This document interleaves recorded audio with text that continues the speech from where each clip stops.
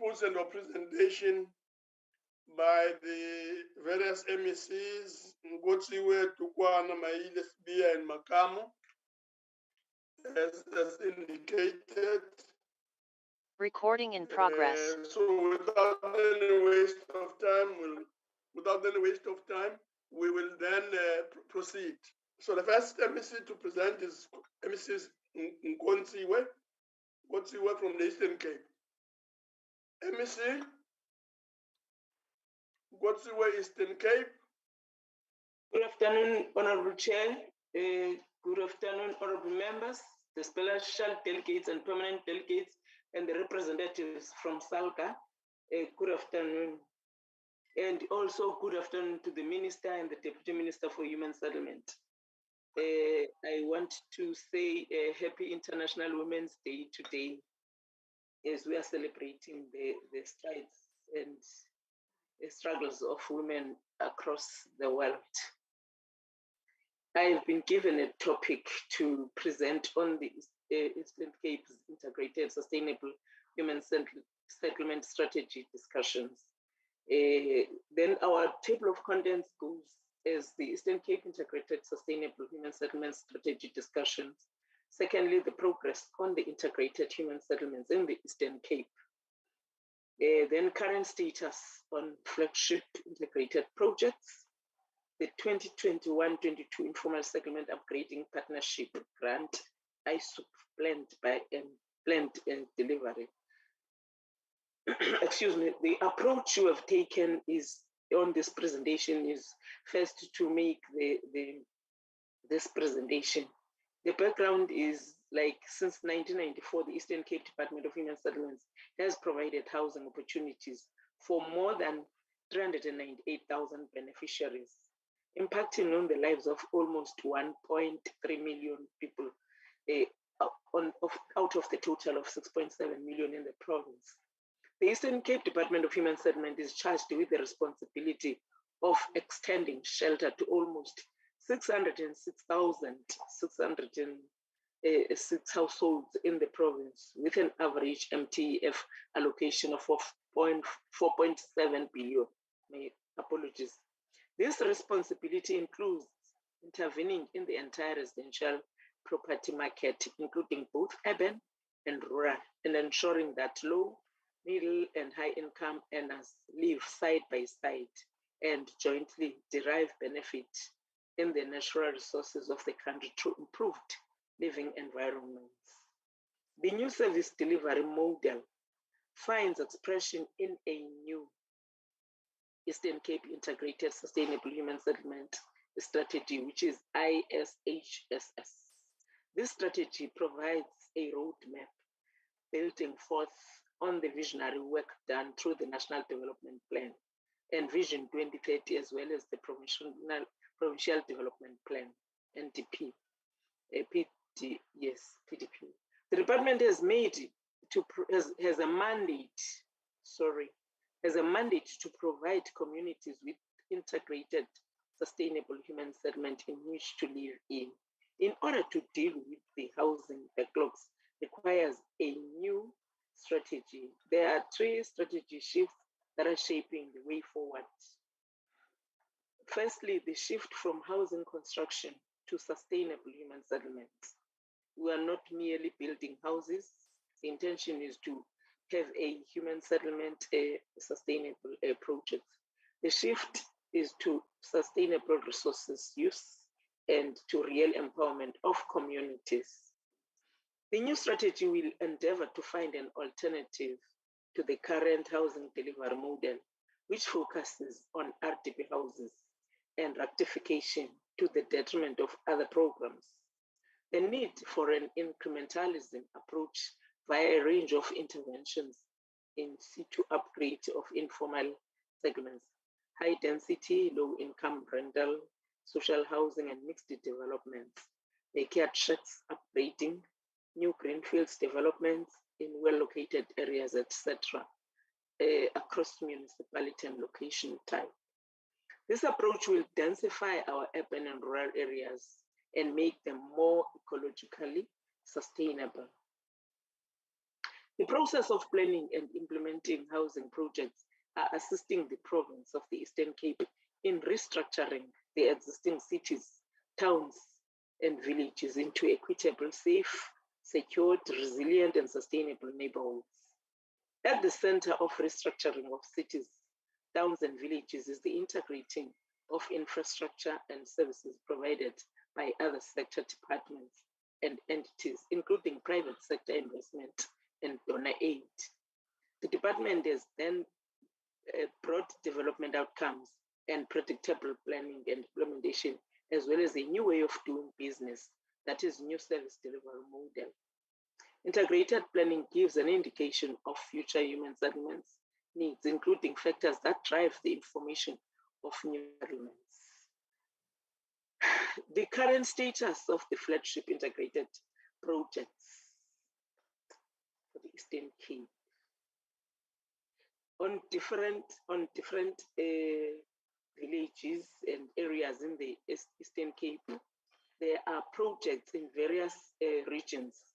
For instance, in Alfred Nzo, on the flagship, there is an IA program or project called Dandy 500, which is a complete. Masakala 500 in Alfred Nzo 2, which is also being completed, is in completion stage. Ikhote in Alfred Nzo, in completing stage. DT 1000 in Alfred Nzo still is complete. Ebenezer Phase 1 project is complete. And the Mvenyane 500 project in Alfred Nzo is also complete. Then we've got Maritime project in Alfred Nzo, which was used by a 10K contractor at an advanced stage, but there are terrain and access road issues. So the project is peri-urban and where there is no internal road. So yes, that is the projects. The other project is still in Joe Kabi now. Then we're done with Alfred Nzo. Joe Kabi is GATCOP 500, which is complete project. Nale 500 project is complete. Sinako, Joe Kabi, very few units left to be completed, so it's about to be completed. Then we leave Joe Kabi to Krisani. Krisani, we've got a Thornhill Village 1000 project for the rural area, which is near completion because only few units are left now. All Saints in Nobo, very few units left for completion, and Elliot Old Location 1000 projects in Krisani. This project is on planning and there are land issues to be resolved. So it has not yet started.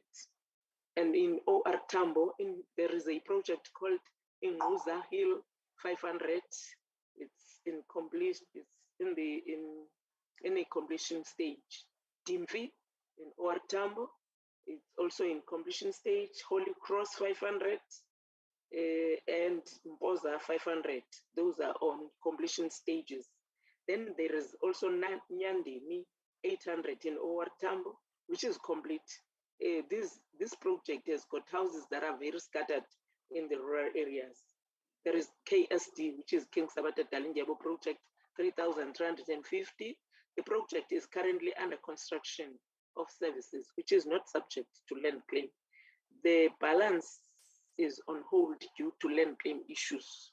In rural areas, we always encounter those challenges where when you have started your work, then there comes the land claims. Then we in the Nelson Mandela, which is Kabeja, there is a Chetty 1308 in Zanemvula project. The project is almost complete except for 100 and plus minus 140 units, which were not completed due illegal occupation that was mentioned before. Then there is also in the second metro, Buffalo City, Duncan Village Development Initiative. The construction of few projects have commenced with only few projects under construction. The developer has submitted the recovery plan. We must note that in these two metros, we're working directly with municipalities as the Department of Human Settlements. Mayfield 1647, that is Sarah Batman. In Sarah Batman, the contractor has completed 1,000 units, and currently phase 2 of the project has not commenced due to lack of bulk infrastructure. In Sarabatman as a whole, as a region, is mostly rural, urban. So in urban areas, you can't commence or proceed with the work without the bulk infrastructure that is dependent solely on the municipality. So these are the challenges that we have in constructing houses or building houses in Sarabatman. On the upgrading partnership grants, planned delivery, on the actions and activities, district authority, milestone, and planned outputs. The installation of engineering services in the district is Amatole, Alfonso, Krisani, Joe, Gabi, Wartambo, and Sarabatman. The milestone is interim services, engineering, water tanks, roads, sanitation, refuse collection, and electrification. Planned outputs and deliverables, 15,500 households receiving interim services. The installation of engineering services, that is permanent, in Amatole, Alfred Dinzo, Krisani, Joe, Gabi, Wartambo, and Sarabatman. Interim services, engineering, that is water tanks, roads, sanitations, refuse collection, and electrifications. It's 5,280 households receiving these interim services. The problem statement. The existing approach exacerbates poverty by locating the poor on the urban peripheries, and it is unsustainable from a financial and resource use perspective. The problem can be summarized as follows. The current housing need for the Eastern Cape is approximately 600,000 units, depending on how the rural settlement needs and are quantified. Secondly, the average allocation of 1.5 billion per annum is available from the National Fund, a subsidized human settlement program aimed at eliminating the backlog. This means that the backlog will only be eliminated after a longer time. Then the poor cooperation from the sector department and the municipality is also seen as a challenge. Honorable Chair, I have come to the end of this presentation. However, Chair, noting the questions asked in the earlier presentation from the minister, from the members to the minister, I do want to highlight just on the issues mentioned before, especially on Tanzania. It was mentioned that in Tanzania there is an area there which is NU2, yes. So the response there is that Tanzania Cluster 2 comprises of 8 areas of informal settlement development as follows. There's Daruklolo, there's Hani Park, Sisulu, Matemba, Vuso, Francisville, and Wellington. So what 20 is formed is part of Daruklolo informal settlement. So the PCM, because this falls under, Tanzania falls under the Buffalo City Metro. Therefore, the Metro is actively involved there. We are aware that they are doing work. So they are USDG at finishing stage, especially on the sewer water pump station and on developable areas, and will be functioning properly around May according to the municipality. Also in Ginsberg, the Ginsberg housing development is locked due to sanitation and bulk infrastructure, which is currently underway on their planning development by the municipality. So this is solely dependent on the Metro, although we are involved in a way or indirectly. As you conclude, MEC? Yes, I am concluding, Chair. This one, on the, I think I'm done with this, with the Ginsberg, the bulk infrastructure, which is a challenge, but with the municipality, they are planning to resolve all those. Thank you so much, Honorable Chair. No, thank you very much, Honorable MEC. The next presentation will come from Honorable Dugwana from the Free State. MEC Dugwana.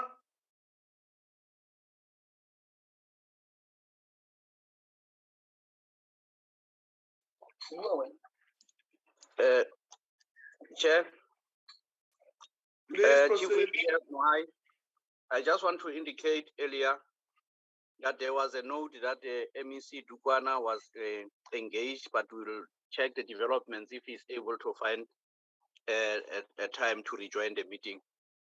I do not know whether, of course, I'm overstepping now that he's back, but he did make that indication. Thank you, Chair. Yeah, if it's back, let's try and see if we can come in. Okay. MEC Thank you. Dukwana?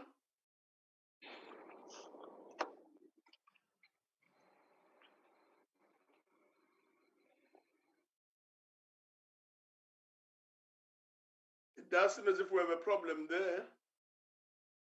And that being the case, we'll move on to MEC Maile. We'll come back to Dukwana later. MEC Maile, Gauteng. Thank you very much, Honorable Chair. Thank you very much for the opportunity. Our presentation will flow from the presentation made by the Minister, because we are just giving details. The Minister would have given the overall framework. But in the Gauteng context, because we have a program that we have adopted as the Executive Council, which is titled GGT 2030.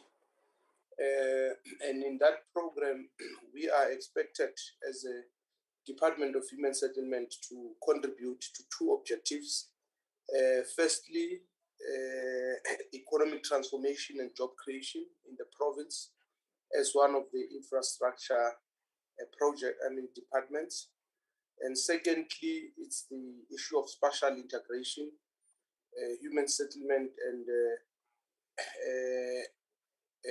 in fact, spatial integration and human settlement, though the objective is structured and it includes local government. So between 2019 and 2024, because I'm trying to summarize here, Chair, we have sent the presentation. So I'm not following the presentation so that I just give members just the broad outline. Between 2029 and 2024, we will be 2019, sorry, we will be focusing to firstly leverage available land, both state and owned and privately owned land. And this is part of our rapid land release program, because Gauteng is a province that receives at least about 300,000 people every year. The housing backlog is huge. We in the National Housing Needs Register, there's about 1 million, plus minus 1 million people who need houses.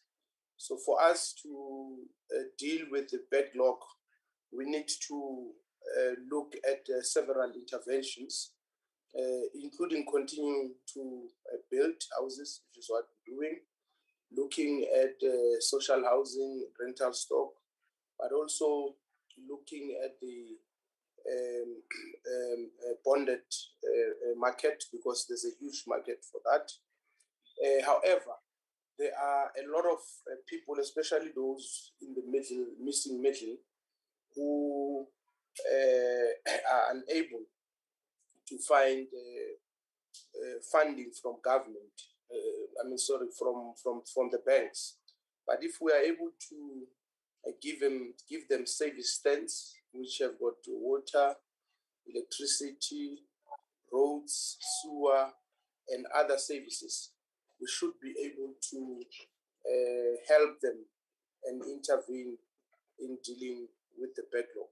So that's why we are moving fast with our rapid land release program, and it's one of the key. And of course, we've got a lot of unfinished projects, which are all over the province, almost in every ward. And this will require huge resources.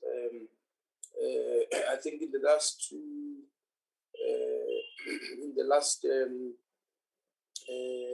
in the last 2 years, it was estimated to be about 12 billion.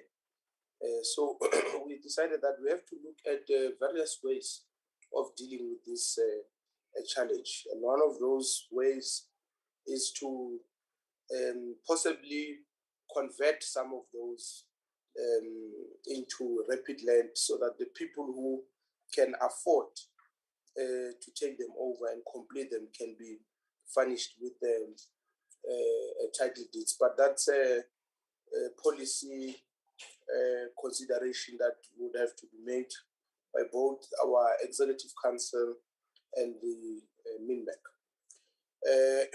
The issue of hostels, it's a big problem for our province. We've got about 67 all in all. The provincially owned hostels are 6.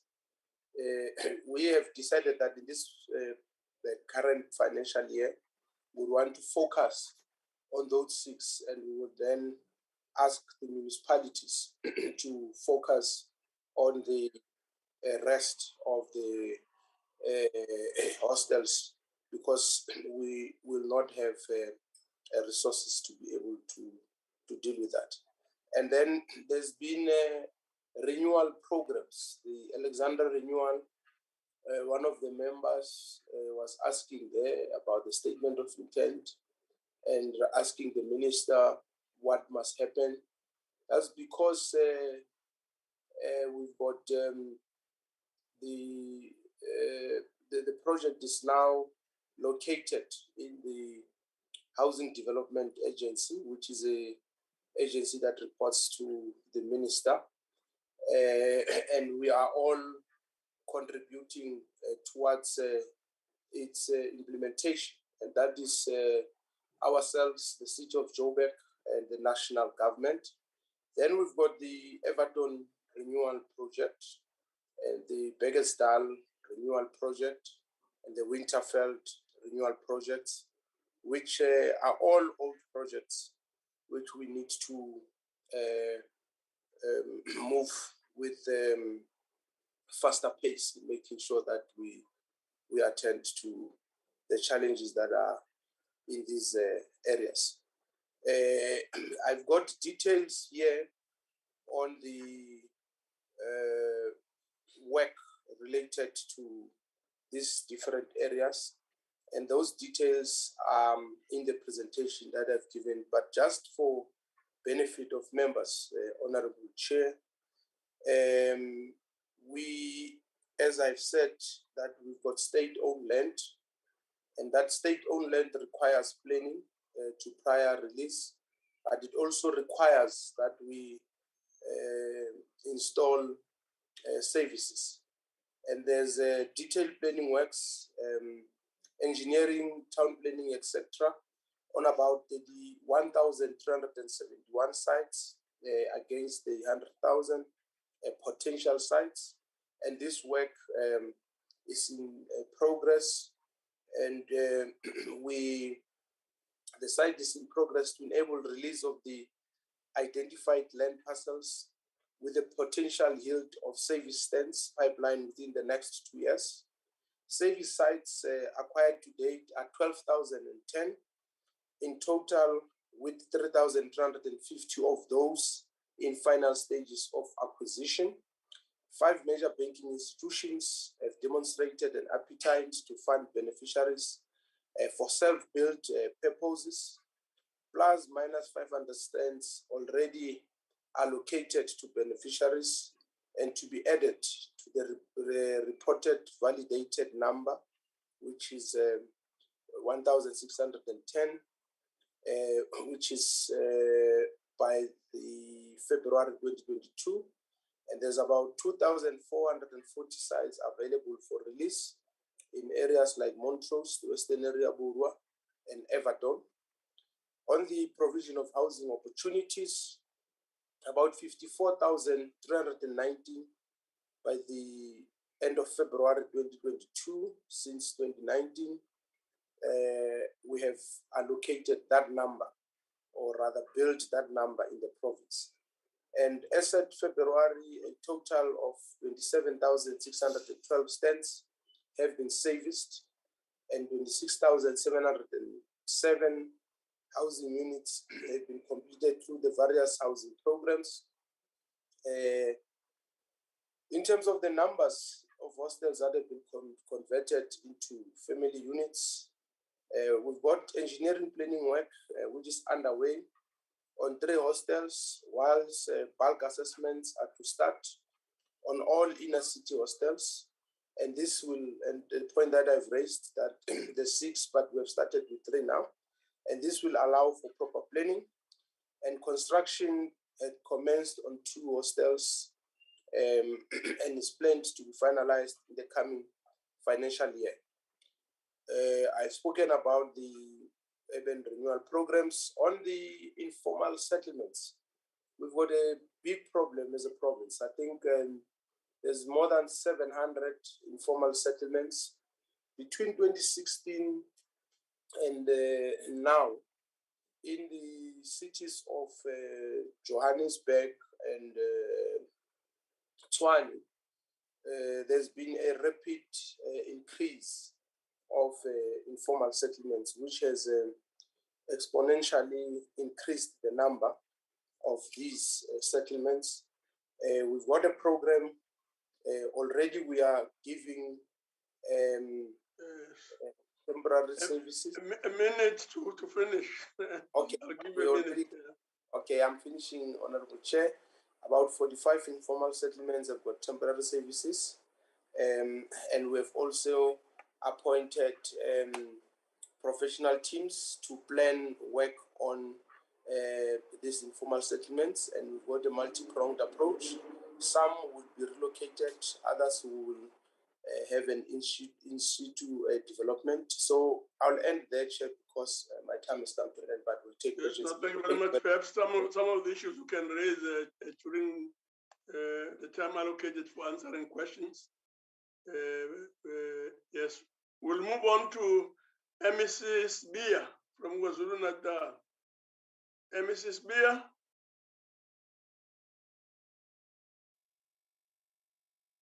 Oh,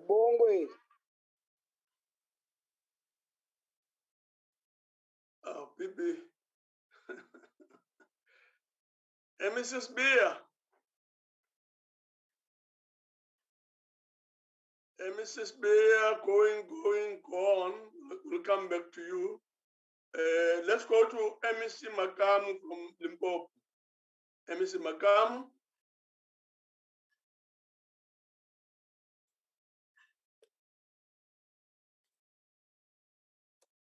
Thanks, Honorable Chair, the Deputy Chairperson of the House, Honorable Minister of Human Settlement, Deputy Minister, my colleagues, MEC for Coxstar, the Honorable House Chair of Committees and Oversights, Honorable Chairpersons of Committees, Honorable Provincial Whips, Honorable Party Whips, Honorable Delegates and Special Delegates, SALGA representatives, and the Secretary of the NCP. Honorable Chair, we will premise our report or presentation on integrated and sustainable human settlement program on the invocation of the Freedom Charter under the clause, there shall be housing, security and comfort for all. Flowing from this clarion call, we strive to meet the human settlement requirements of the people of the province in all their manifestation, from the integrated residential development program, social housing program, informal settlement upgrading program, the finance-linked individual subsidy programs, and others. Against the background of the integrated sustainable human settlement mandate, we welcome the opportunity to provide a progress report before this August House and the country at large. Allow me to properly take you through the report that the province Limpopo is a rural province, and therefore the implementation of rural of Human Settlement Program is a response to its geographic layout. There is, however, a high number of influx in urban areas due to possible employment opportunities. Hence, the department has delivered an equal high number of service sites and housing units in large towns like Polokwane and Mukhalakwen. The department has in the last 3 financial years responded well to the high demand of integrated human settlement within the mining towns such as Beggarsford, Mukhalakwana, Elias Mtlali, Tabazimbi, through making use of the Ring-Fenced Mining Towns Program and Integrated Development Program.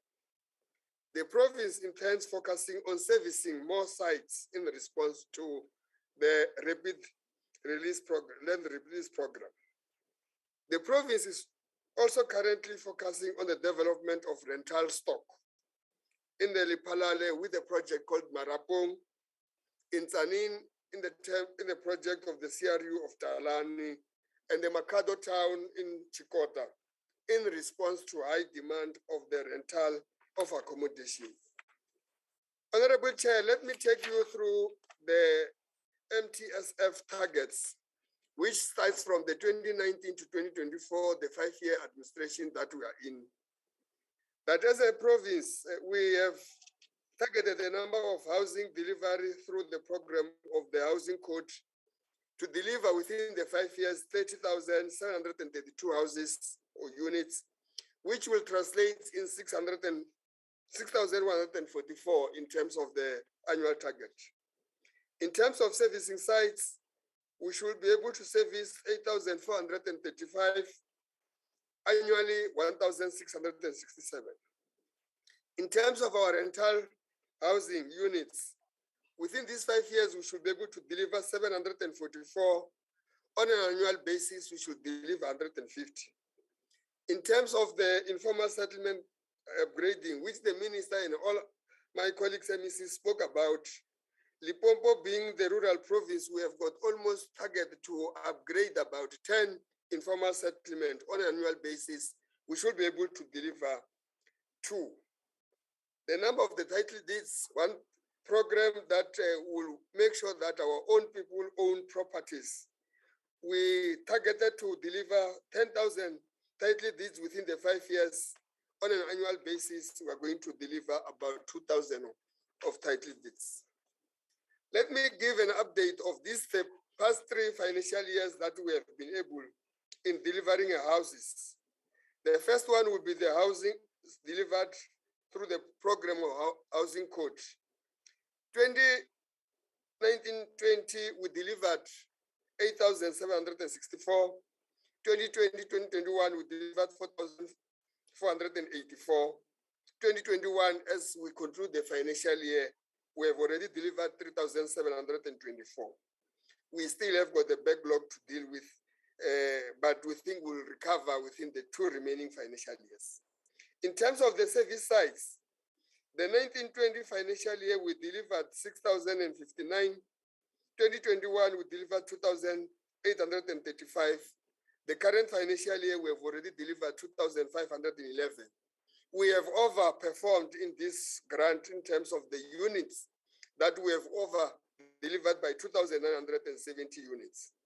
In terms of our rental housing, we are targeting 150 annual, but I must confirm that due to the challenges that I will speak to, we have not delivered a single rental housing unit.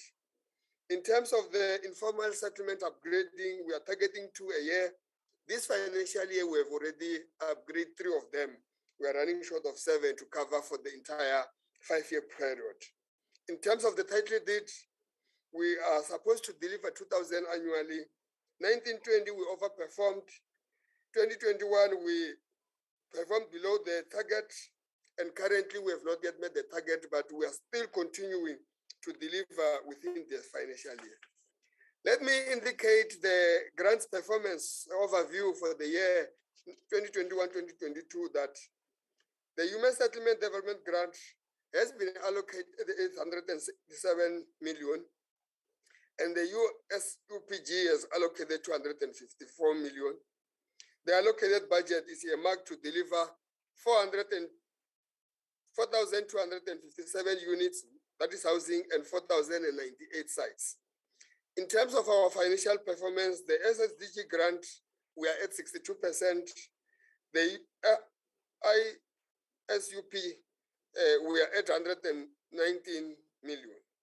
In terms of our non-financial performance, in terms of the housing units, we are at 87% for this financial year. And for the services, we are at 61%. In terms of the title deeds, we are at 32%.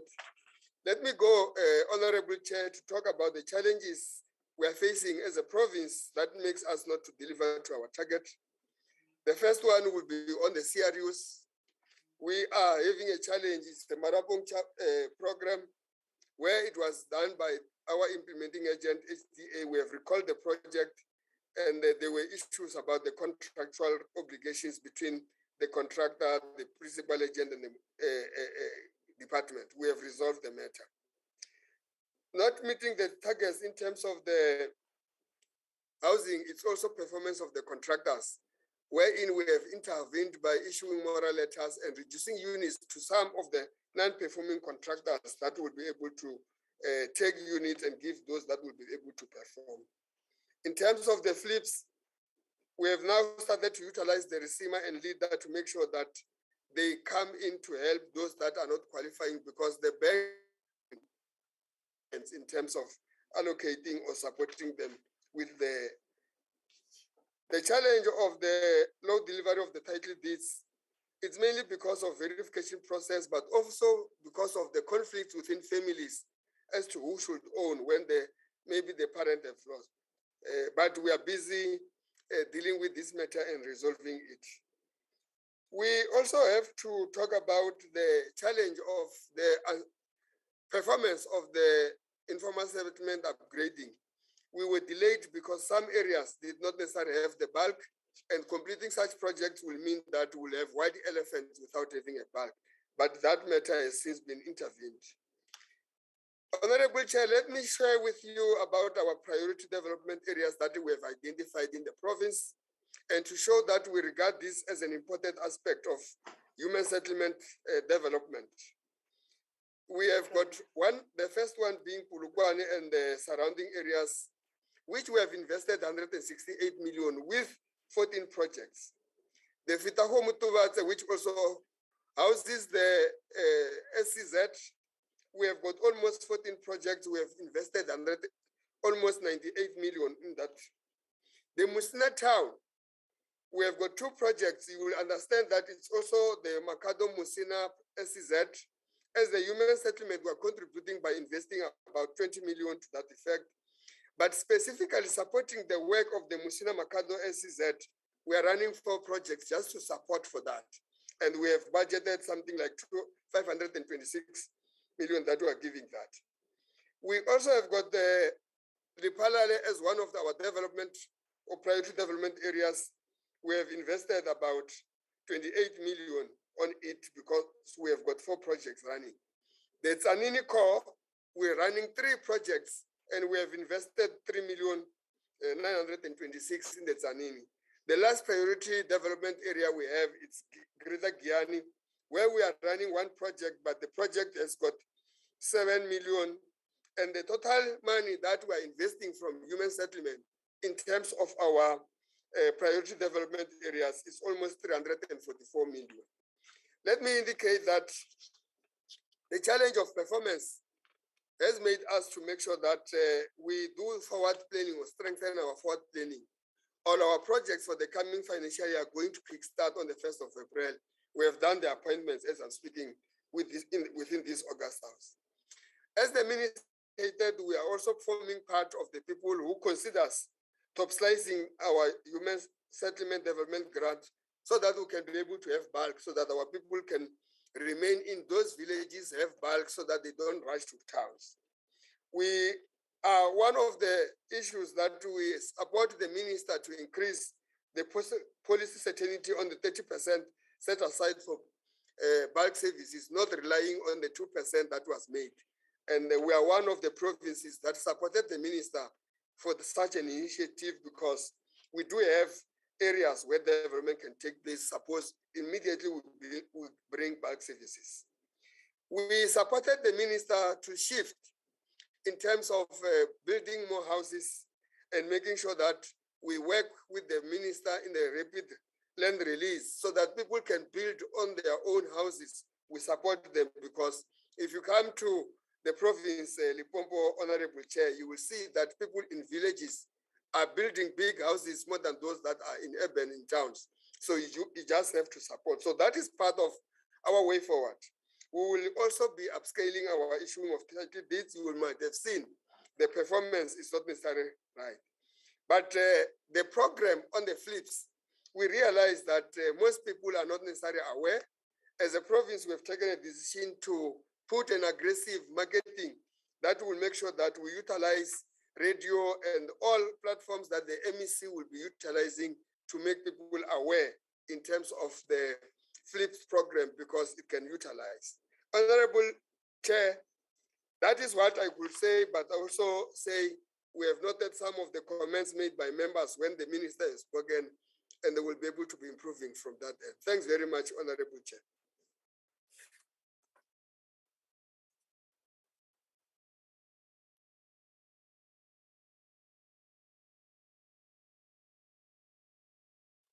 Thank you very much, MEC.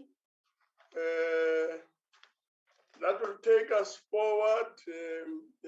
Just to indicate that I've been told that informed that MEC Tukwana is unable to join us. There seem to be some difficulties there, connecting and so on. But his presentation will be secured and circulated to all members. We'll now move on to Mrs. Bia. Mrs. Bia, was that done? Jomane babazi. Bongwe.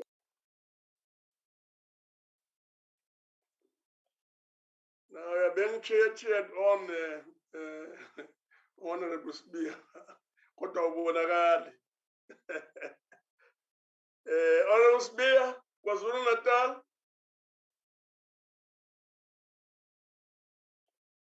Going, go on. Thank you very much. We'll now move on to questions and engagement by members. We'll communicate with KwaZulu Natal and find out what the problem is there. But for now, there's no clarity. We'll move on to questions. Chairperson.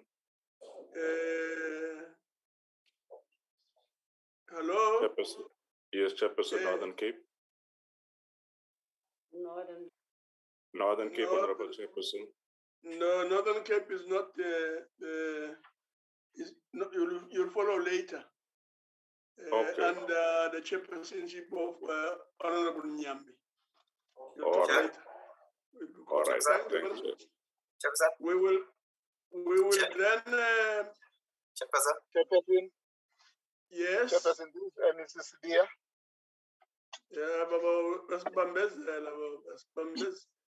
Yeah, please go on. Please proceed.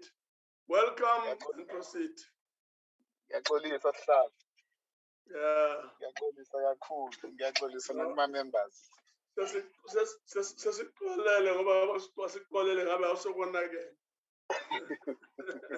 Thank you, my leader. Thank you, Chairperson. Thank you, Chairperson. Greetings to you, Chairperson, and the deputy, the members of the Portfolio Committee, Chair, the SALGA delegation, but greetings to the minister and the deputy minister, and all other colleagues, the MECs. Chairperson, I'm going to be very quickly in trying to deal with what I'm supposed to be dealing with. We appreciate, Chair, the opportunity to address this honorable House, the members of the National Council of Provinces. As the KZN Department of Human Settlements, Chair, were inspired and encouraged by the robust engagement that we have had and have been listening to.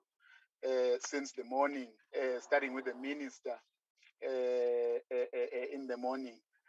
We are going to be quickly, Chair, in saying that we appreciate the role that the minister has been playing in the province. She has been in the province twice since she became a minister, but not just coming to the province just to be there, but also helping us to deal with quite a number of challenges that we've been having and intervening in some of the very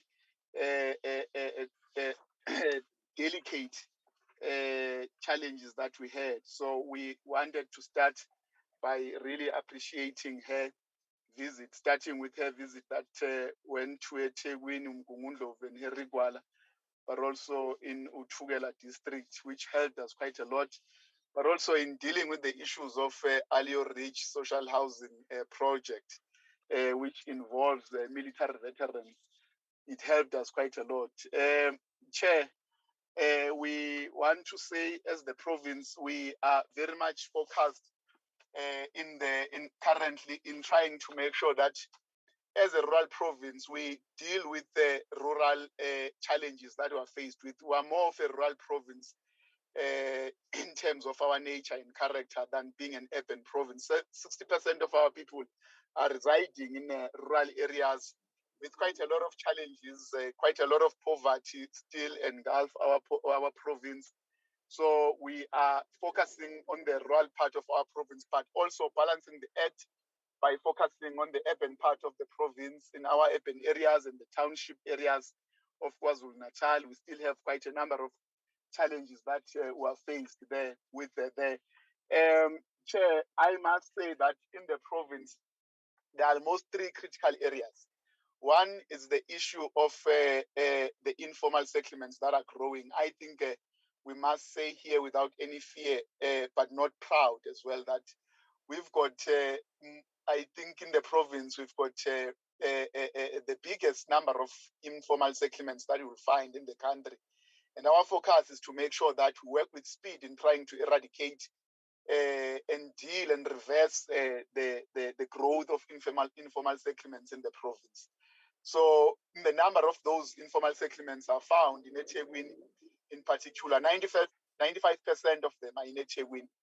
I must safely say, Chair, that recently, as in last week, we had a meeting with Abahlali baseMjondolo, a national organization that is found in 5 provinces in this country, to deal with issues of informal settlements. They are at the center, but also they play a very major role in informal settlements. So that is one step that we are taking to try and involve everyone in trying to eradicate informal settlements in the province, in particular in eThekwini. We had a very progressive meeting with Abahlali baseMjondolo because we believe we need to bring everyone so we get solutions to deal with the issues of informal settlements. One is the issue of eradicating them, but also it's the issue of formalizing them. Got quite a number of issues in the area of eThekwini and Mgungundlovu where we need to make sure that we provide services in informal settlements that are already existing, but also avoid having quite a number of informal settlements mushrooming in different areas in the province. So we are very much committed in the issue of dealing with the informal settlements. But two, with an issue of Olindela, which used to be called transit camps, and the current minister, frowned at such language of having camps in South Africa. And we call them Olindela now, where since 2010, building up to the World Cup, we've got quite a number of communities that were removed in different areas in the metro of eThekwini to provide space for the development for 2010 World Cup.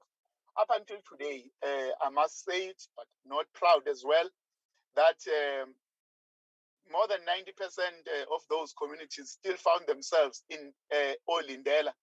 And we have committed ourselves as the province that we are going to be leading the issue of eradicating of Olindela, which we know over the years it's been under the auspices of eThekwini Metro.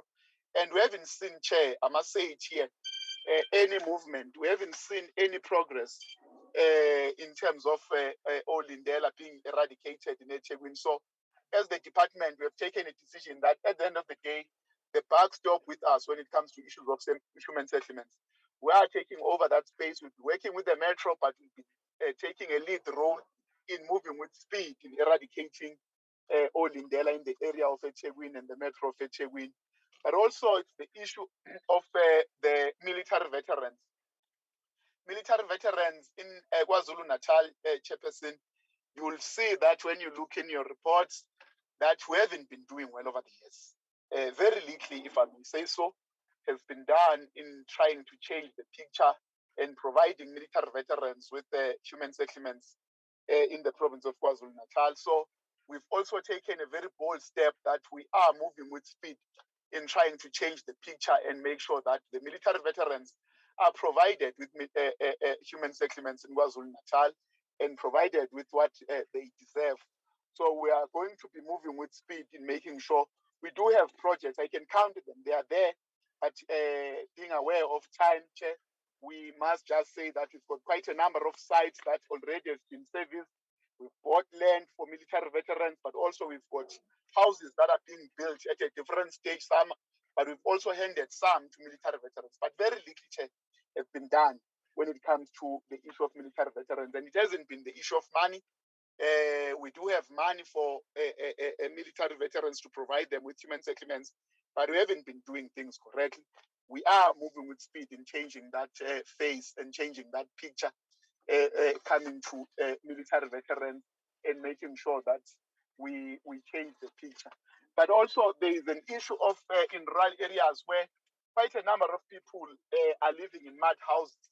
We're trying to focus on that, especially the current disasters that we have seen in the province, where a number of communities, more than 4,000 communities and households were affected by the storms that started in December up until January, and quite a number of houses were, in fact, collapsed, literally collapsed, and some rooftops were blown away.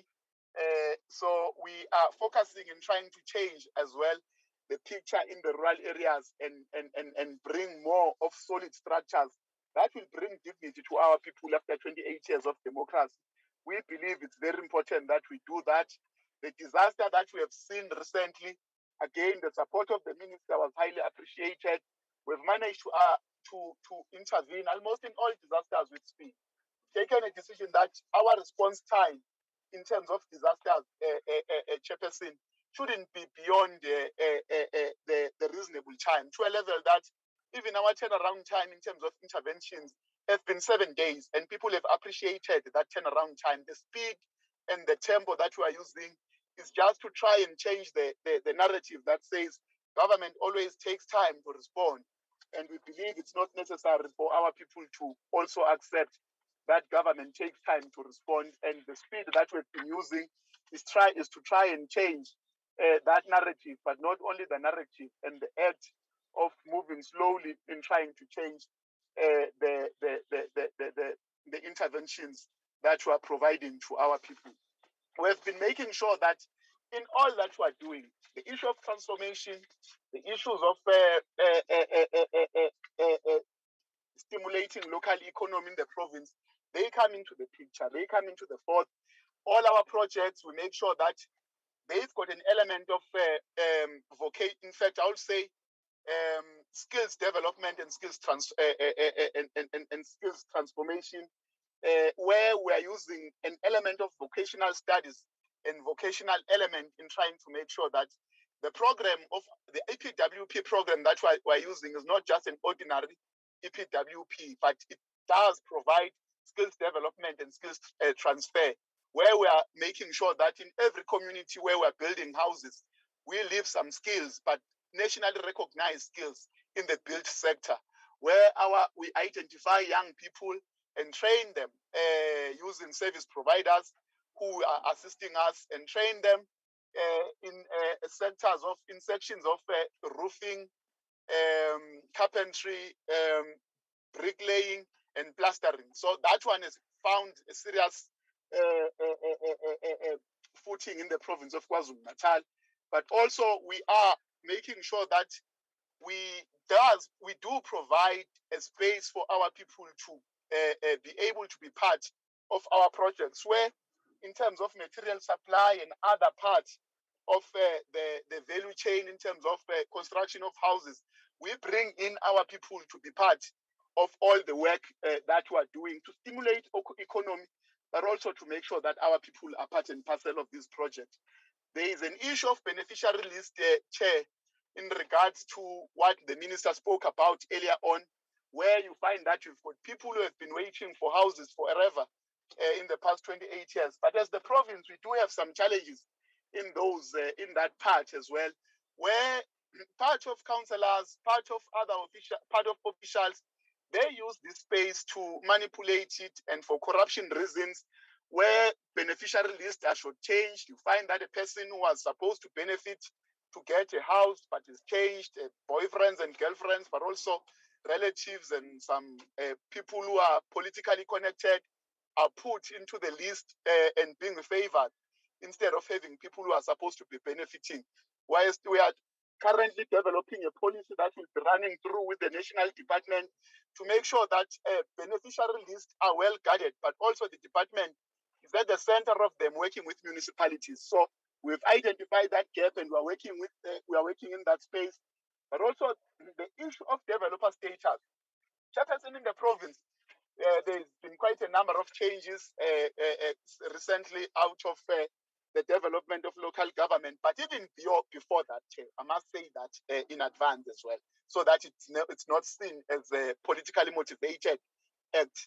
When we tried to look at how we are faring in terms of the construction and as you conclude, Honorable Spear. Yes, Chairperson, and provision of human settlements, we realized that in a number of spaces we are being failed by municipalities that we are working with, and people come back and point fingers at the Department of Human Settlements. So we have reviewed the status of developer status, who we are giving the status, and who are we working with in terms of municipalities. So we'll be taking over some of the responsibilities in some municipalities. Chairperson, we do have some projects that are running in the province. We've got an inner city regeneration project in Epwp municipality for social housing project with a total yield of 958 units that we have packaged, and it's starting in earnest. We've got a bridge city at Epwp municipality as well. It's a catalytic project with a yield of 30,000 units. Once it completes, Chairperson, there's Kangu Road project, where we are eradicating the biggest Lindela or transit camp in Epwp currently, which is about to be finished, and that project is going very well. We've got a JPC project, which is in Newcastle, Chair, where we are providing about 13,000 service sites for that community of Newcastle, and we've invested quite a number of projects in the entire province, Chairperson. Let me stop there. Would have said quite a lot, but we understand, Chairperson. Thank you for giving us this opportunity. We'll continue to work with the National Council of Provinces in provision of human settlements in the province of KwaZulu-Natal. Thank you, Chairperson. No, thank you very much for somewhat cooperating. Thank you very much. Honorable members, I've been given an advice, and that advice basically suggests that we should gallop on with the presentation and only allow questions after listening to all the MECs. It is therefore in this context that I'm going to request and ask Honorable Nyambi to take over and ensure that the remainder of the MEC list is dealt with, and that the questions are only raised thereafter. Questions and comments will come later after the presentations by the MECs. Honorable Nyambi. Thank you, Chairperson of the National Council of Provinces, Ntate Masondo. Thanks for steering the ship up to this far. Without much ado, as we have indicated, it's a continuation of presentation from our respective provinces. I will invite Honorable MSc Mashilo from Mpumalanga Province. Honorable Mashilo. Malibongwe. Malibongwe. Yeah, Malibongwe. thank you, Chair. Thank you, Chair, and greetings to the honorable members, the Minister, and all the colleagues, and thanks for the opportunity to present the report on behalf of the province. Chair, indeed, we are presenting this report, and I must indicate we have given a detailed report. I'll try to summarize the report within the 10 minutes that is due to me. The brief is to give the NCOP in terms of the building, in terms of building the integrated and sustainable human settlement in the province. The key areas that I will focus, or the anchor areas that we'll focus on, will be the integrated human settlement and the informal settlement, upgrading using the different human settlement program, which are the IRDP, the CRUs, and the title deeds program. The strategic human settlement priorities for the 2019 to the 2024 MTSF, and the performance to date, which is almost the 11 month, which is the current financial year, which is 2021 to 2022. Chairperson, in Mpumalanga, the housing backlog is stand at 275,103 opportunities. Gersibande been at 75,767. Nkangala been the biggest at 127,801, and Ehlanzeni at 71,535. In an endeavor to respond positively to all the constitutional imperative in the creation of functional and sustainable human settlement and address the backlog, the delivery of human settlement in the province has now been confined in areas with the following positive attributes in line with the Housing Code of the 2009 and the Human Settlement Master Plan of 2014. Well located and suitable land in close proximity to place of work. As we all know that for us to respond to the bigger challenge, we need to start to move our people closer to the areas of work. Ready for implementation projects pipeline, wherein there is a sufficient levels of bulk and municipal engineering services, infrastructure, and established townships. Our assessment in the province concluded that if we can have the infrastructure across our municipalities that is well oiled and serviced, our people can still build their own houses, and that will as well respond to the backlog that I've already said above. As a contribution and approach to the district development model, the province is therefore planning to spend almost 70% of its annual budget allocation during the remainder of the MTSF period in the 16 declared priority development areas. And that is the city of Mbombela, Nkomazi, Bushbuckridge, Tabachweo, Msugalekwa, Govan Mbeki, Emalachen, Steve Chwete, Dr. Jess Moroka, and Tembisile local municipalities, as declared by the national minister. The focused investment in priority development areas is expected to address the housing backlog through proper collaboration by all development partners in the process, resulting in improved sustainable integrated human settlement.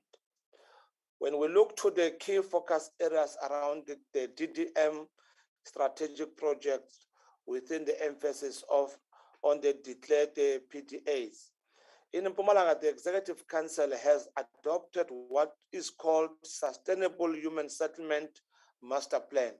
That's what we have in the province. The province has also adopted the Informal Settlement Management and Upgrading Strategy. The Master Plan and Upgrading Strategy serves as a provincial instrument that are key in the realization of the Mpumalanga Vision 2030, which is the level of the province the ultimate implementations program for the country's national and development plan of 2030. Whilst concerned efforts are being made in assessing and the implementing of the 14 integrated human settlement in all 3 district municipality areas by issuing or ensuring access to basic services and provision of the such needed social amenities. In addition, 33 integrated human settlement and 37 informal settlement are being established or formalized as part of the Mtsf planned targets. As we speak currently, those projects are currently taking place, which make us to be ahead in terms of our plan and making us to certainly sure that we are indeed moving towards achieving what we refer as our objective. Indeed, Chairperson, there is 149,893 housing opportunities that in terms of our plan, we can achieve it. But at the moment, almost 70% has already, of that 149, has already been achieved insofar as the province at the moment. In terms of the delivery performance to date against the set 5 years targets, overall progress on key intervention for integrated human settlement, which is 63,324 housing opportunities in the entire province. In collaboration with the private sector, a total of 24,669 housing opportunities have since been delivered since 2019 up to date, Chairperson. The integrated human settlement project in fast-growing towns and also targeting rural development, notably Mbombela, Nkomasi, Bushbuckridge, Tabachoyo, Steve Chwete, Victor Kanye, Emalahleni, Chief Albert Litulu, Mkondo, and Dipaleseng, Lekwa, and Governor Mbeki. An overall achievement, a total of 47 integrated human settlement and 33 informal settlement are under implementation. As we speak, the biggest areas been Emalahleni as well as in Mbombela. Those projects of making sure that we do what we refer as informal development upgrade is underway. Currently, there is a target of developing Nkosi City as a smart city in the city of Mbombela through the private and the public partnership, which is one of the biggest projects that we are proud of that we are about to implement. And indeed, the process is underway, including the infrastructure processes. In a short of space, we shall able to launch this big project as a Nkosi City. There is a 500 gap market, which is called the FLISP, in particular our mining town, that departments we are busy with. As far as that, we have achieved 124 beneficiaries insofar as the FLISP, which is the financial link. I must indicate, Chairperson, that our bigger problem here is the bank. Our bank does not want to approve those applications in areas where there is no tar road, there is no infrastructure, which is the sewer, etc. And our municipalities, most of the cases, are unable to drive this particular service delivery before this service can happen. This is our biggest challenge. However, we have developed a plan for the coming financial year, how we're going to mitigate in making sure that the majority of the gap market people have been taken care of. Delivery 40,000 title deeds backlog in the province. So far, we had 6,792 title deeds that have been delivered so far. Our challenge here is because majority of the houses where we've put them are in the rural areas, where majority of those land are not proclaimed, and therefore makes the life difficult to get the land being declared in terms of the title deed. However, there is some land that we were facilitating with the COCTA, that those land must be released to municipalities so that municipalities can develop them into the township establishment, and it will be easy for those areas to get the title deed. In terms of the 11 months performance during the 2021-2022 financial year, which they up to current, there is a number of service sites, which is about 3,800. Our targets was 3,760 to upgrade, and so far we had 3,643 as the actual number, which make us to pass over 100% of what we're supposed to do. And the number of service sites, which is 3,555, that was given as a key performance target, and the actual target of 11 months was 3,258, and so far we have achieved 1,331, which is about 41%. The number of low-cost houses, which was initially a 2,890 house completed, and our target of the 11 months was 2,475. We have achieved 2,666, which make us to achieve 108%. As I said about the flips, that's where our challenge is. We have planned to have about 50, and the actual target of 11 months was about 15, and we've achieved 24, which make us to have 160 in terms of percentage. The number of community residential, which is the CRUs, it was 326. The completion of Earthwell, in this case, were almost done in terms of preparing the ground for the construction of this particular project. In social amenities, 3 were completed, and as far as the process is complete, to start the process of starting build these social amenities, Chairperson. The title deed, as I said earlier, that our challenge has been that of land not been proclaimed. So far we had, which is the 11 month, we're supposed to do 2,100. We have done 1,326, which is 63% in 11 months. We have indeed acquired land. In 11 months, we're supposed to acquire 2 land, and we have definitely have acquired those 2 lands, which make us to have 100%. I must indicate that there are a number of projects, Chairperson, that are on pipeline. The only challenge is the funding. For example, in Komazi, we're expected to do almost 6,000 sites, but unfortunately we can't do the 6,000 because of the funding. We can only do 600.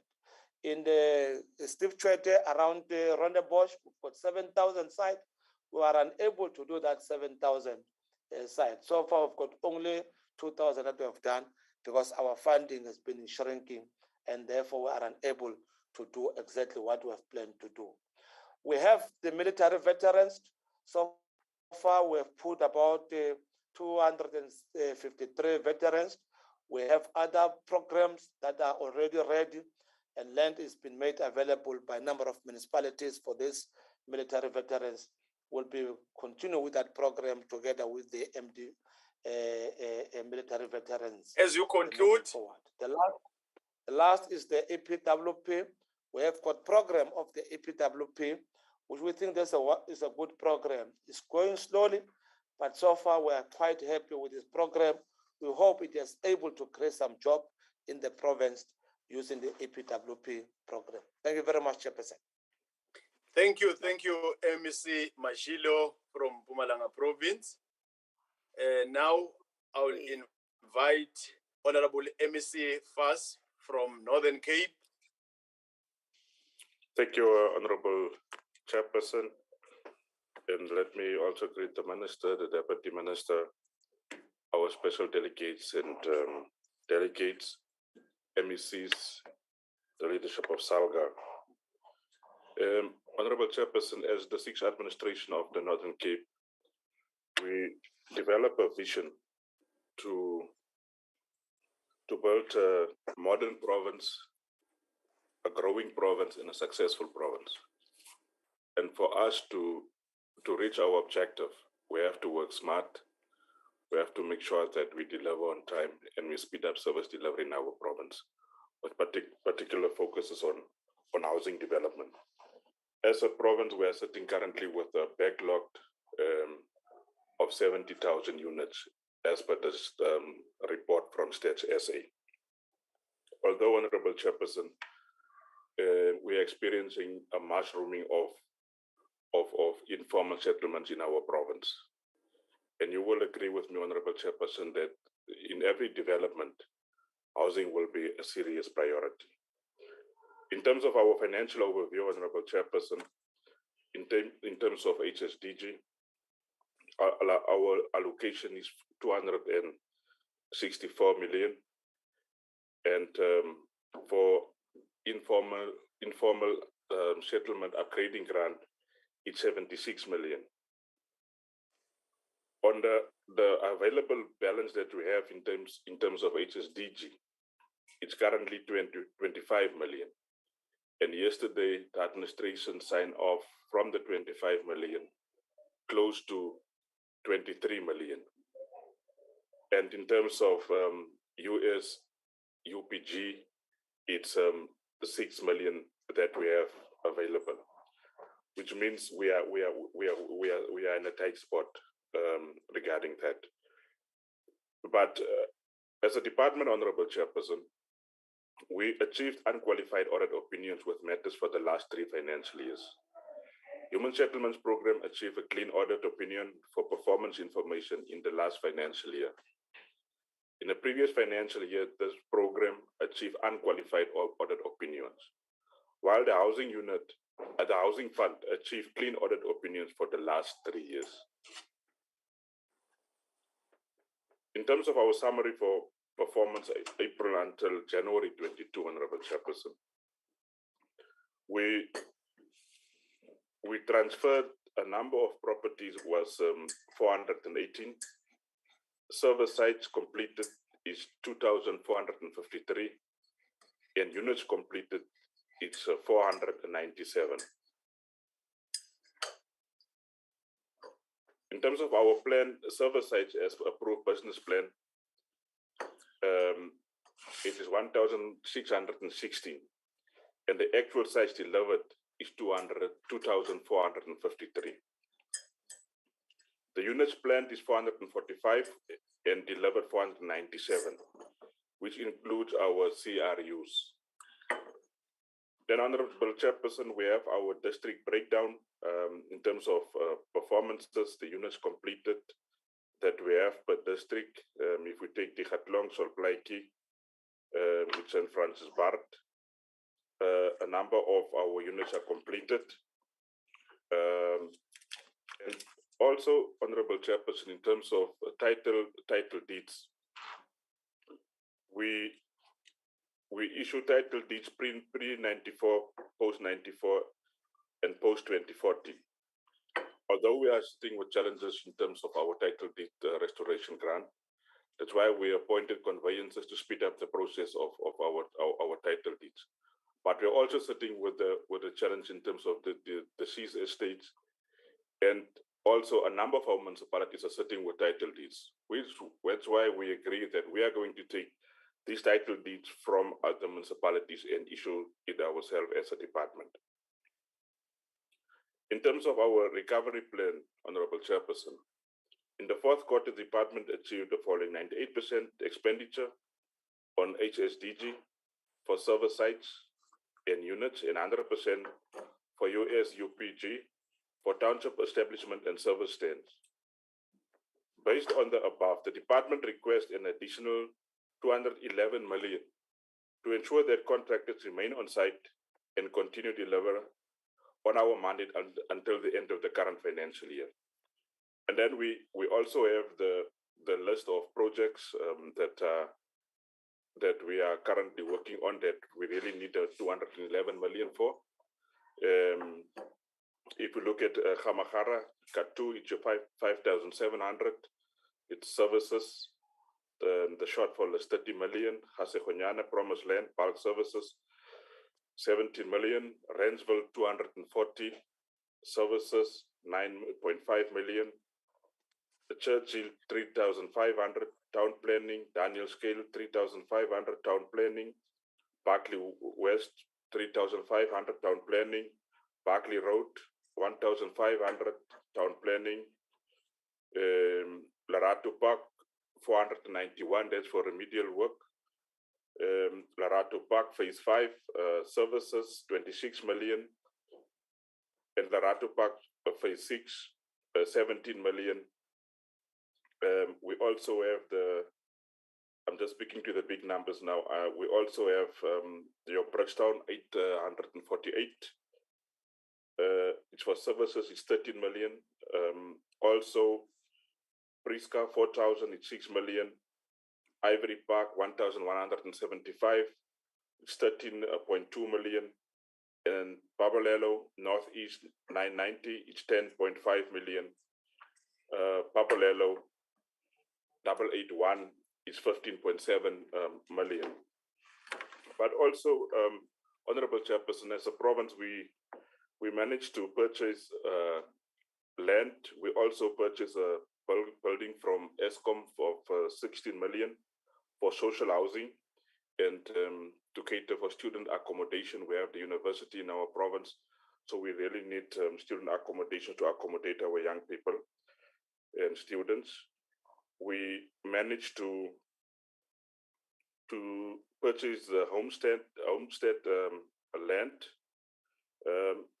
because our focus, Honorable Chairperson, is to make sure that we bring our people closer to social amenities, to make sure that they have access to all these amenities. Then we also have the High Street project. High Street project, it was launched by the Honorable Minister. And I think as a province, we really spent well. But the main issue that we are raising is the issue of our baseline, Honorable Chairperson. And that's why we welcome the front-loading announced by the Minister. It will really help us because with the current baseline that we have, we can't achieve our challenges, that we can't address our challenges. Also, Honorable Chairperson, I think I need to say that we have, there's the possibility of the green hydrogen project for the Northern Cape in the Namakwa area. And that will be a game changer for our province. But we have really a high demand. And then we also have our SEZs that is coming to our province, a number of mining projects, and we really think that we need to focus in terms of that. Then, Honorable Chairperson, in terms of military vets, I think we are doing well. We have challenges here and there, but we'll be handing over top structures to our military vets starting from next week in the area of JTG and other areas. And then we are also busy with a contractor development program to build capacity among our contractors, at least to enable them to have higher grade, because we are sitting with challenges in terms of grading. And then also, Honorable Chairperson, we received 60 million rand as part of reallocation, and that will be spent on servicing of sites. So I can report that we are really focusing on the issue of servicing of sites to make sure that we address the issue that our communities as you conclude, MEC. In conclusion, Honorable Chairperson, yeah, we as a department we exceeded our targets, both financial and non-financial targets. The approved rollover of 109 million has almost been depleted, Honorable Chairperson, and we are really looking forward to make sure that we respond to the outstanding issue. But Honorable Chairperson, as a province, we are putting our focus on the ball to make sure that we deliver in terms of housing development. I thank you, Honorable Chairperson. Thank you, MEC Fas from Northern Cape. Thanks a million times. I'll now invite MEC Micha, Northwest Province.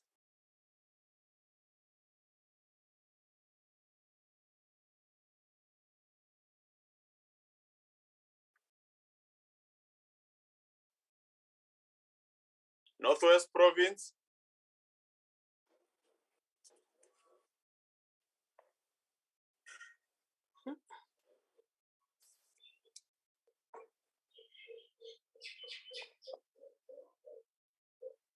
It's clear the MEC is still struggling while still trying to sort the technology, if MEC Simas from Western Cape it's ready, then I'll invite the MEC from Western Cape to take the platform. MEC Simas from Western Cape. Honorable Chairperson, Honorable National Minister Kubai, Deputy Minister Mtsf, my fellow colleagues, MECs from the other 8 provinces, honorable members of the House, also our guests that are following us through very creative mediums. I welcome the topic of today's engagement as it mirrors our vision in the Western Cape. Chairperson, it is important to note that the House understands that in this province, we remain committed to accelerating human settlements delivery while promoting social inclusion through the development of integrated, resilient, safe and sustainable human settlements in an open opportunity society. Chairperson, it was in July 2019 when I addressed this House and stated that in the Western Cape, we will become radical in our approach to human settlements. This radical approach is not militant, but rather the adoption of 4 key drivers that will assist us in the creation of integrated and sustainable human settlements. And these 4 drivers are, firstly, the radical acceleration of housing opportunities, the radical implementation of innovative solutions, a radical integrated approach to human settlements, and the radical empowerment and job creation. Now, these drivers are being implemented by various means. Now, in terms of affordable housing, the Western Cape has an employment rate of approximately 70% if you consider the expanded unemployment rate. This is the highest in the country, and I'm certain you would agree with me that it is a feat that should be applauded. Yet, this also poses a challenge for us in the Western Cape, as it means there are many residents on the housing demand database that would not qualify for full state subsidy, as their household income exceeds the 3,500 rand threshold. A need for state assistance thus still remains, as many fall within the 3,501 to 22,000 rand category. Therefore, we are continuing to prioritize our land release program to facilitate the provision of service sites, providing security of tenure to all qualifying beneficiaries, and increasing our efforts in the affordable housing market. Affordable housing delivery is a vital component in addressing historical spatial segregation and planning.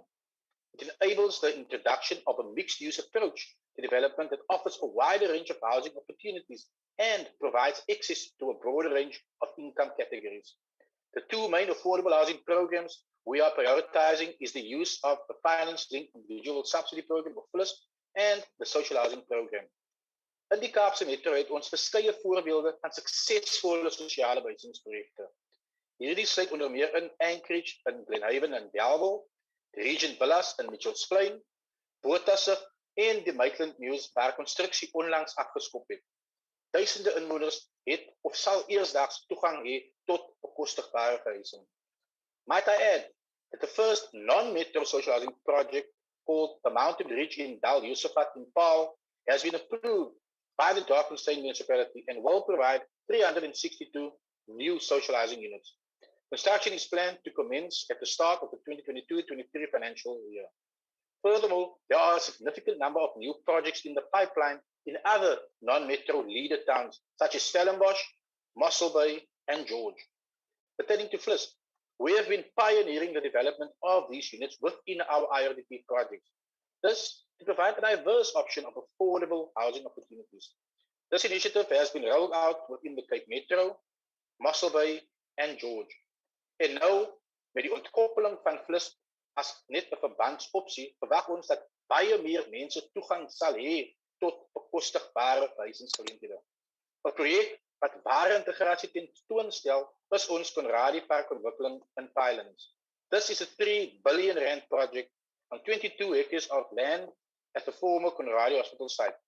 It was identified as a suitable location for the pilot of the Better Living Model exemplar, which was designed to create 3,500 residentially led, mixed-use, mixed-income housing opportunities close to the Cape Town CBD, where people can live, work, play, and learn. Just last month, we officially launched this exemplar project where the first 66 social housing beneficiaries took occupancy of the units. Upon completion, it will consist of 452 units located in 4 blocks. The first vertical FLISP units are currently being developed and occupation is expected in the new financial year. The site will also have a variety of amenities, such as an ECD, which is already functional, a school, a sports field, retail and commercial space, and a recreational park.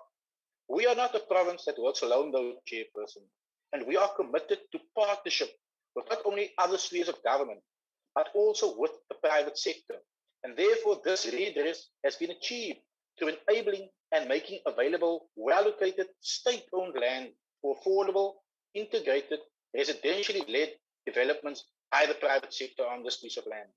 Beyond this, and moving to one of our non-metro municipalities, further innovation has continued with the planned launch of the first deferred ownership project within the province.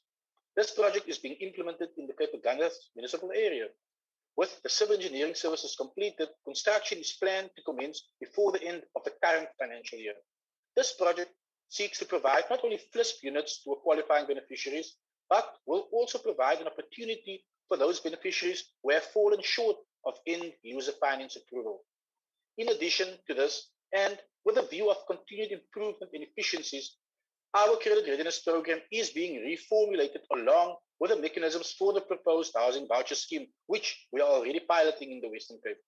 The use of data and technology forms an important aspect of this process, along with the development of partnerships with the private sector and other stakeholders, such as the NHFC. In terms of informal settlements, Chairperson, the upgrading of our informal settlements continues to be a priority for us. This is anchored in a transversal and provincial-wide informal settlement upgrading strategy to enhance, simplify, and accelerate informal settlement upgrading interventions through an innovative, people-centered, and partnership-based approach. Since 2016, Western Cape households have enjoyed the highest rate of access to services compared to the national average.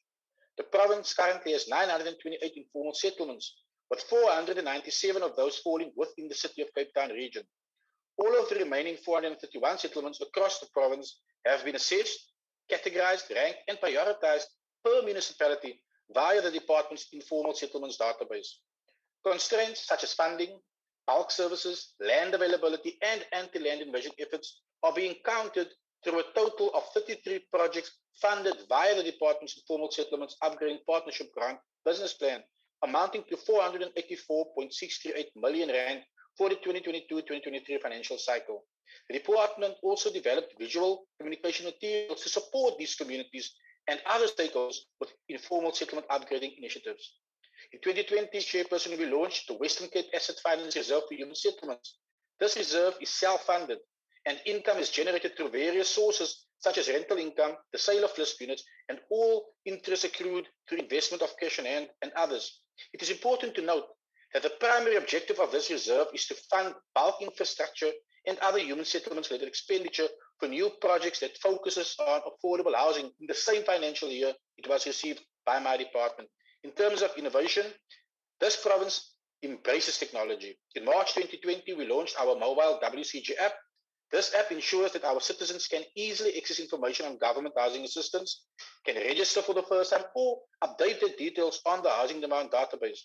Registering for a housing opportunity in the Western Cape is now literally in the palm of our people's hands. We are in the process of developing a mobile reporting app to enhance the reporting process that enables officials to report in real time from the field, to digitize contract management documents on the My Contact system to allow for easy retrieval of documents such as agreements, to improve the Western Cape Housing Demand database to enable municipalities to effectively manage the registration of housing demand by citizens and enhance the executive dashboard that reports on our projects in the province. In the 2022-2023 financial year, the focus will be on enhancing the interaction with citizens through digitizing our subsidy application process with a focus on FLISP subsidies and the transfer of title deeds, as well as developing a citizen complaint system. Voorsitter, die Weskaapse doelwit is doeltreffende behuisingsoplossings vir al ons mense en volhoubare oplossings wat integrasie tot gevolg het. Chair, it should be abundantly clear that the Western Cape does not pay lip service to creating integrated and sustainable human settlements. We deliver tangible solutions for current needs and solutions that shows the way forward, because we are getting things done in the Western Cape. I thank you. Thank you, Honorable MEC. Let me take this opportunity once again to invite MEC Mecha from Northwest, who was struggling. Hopefully now everything is fine, it's sorted. Honorable Mecha.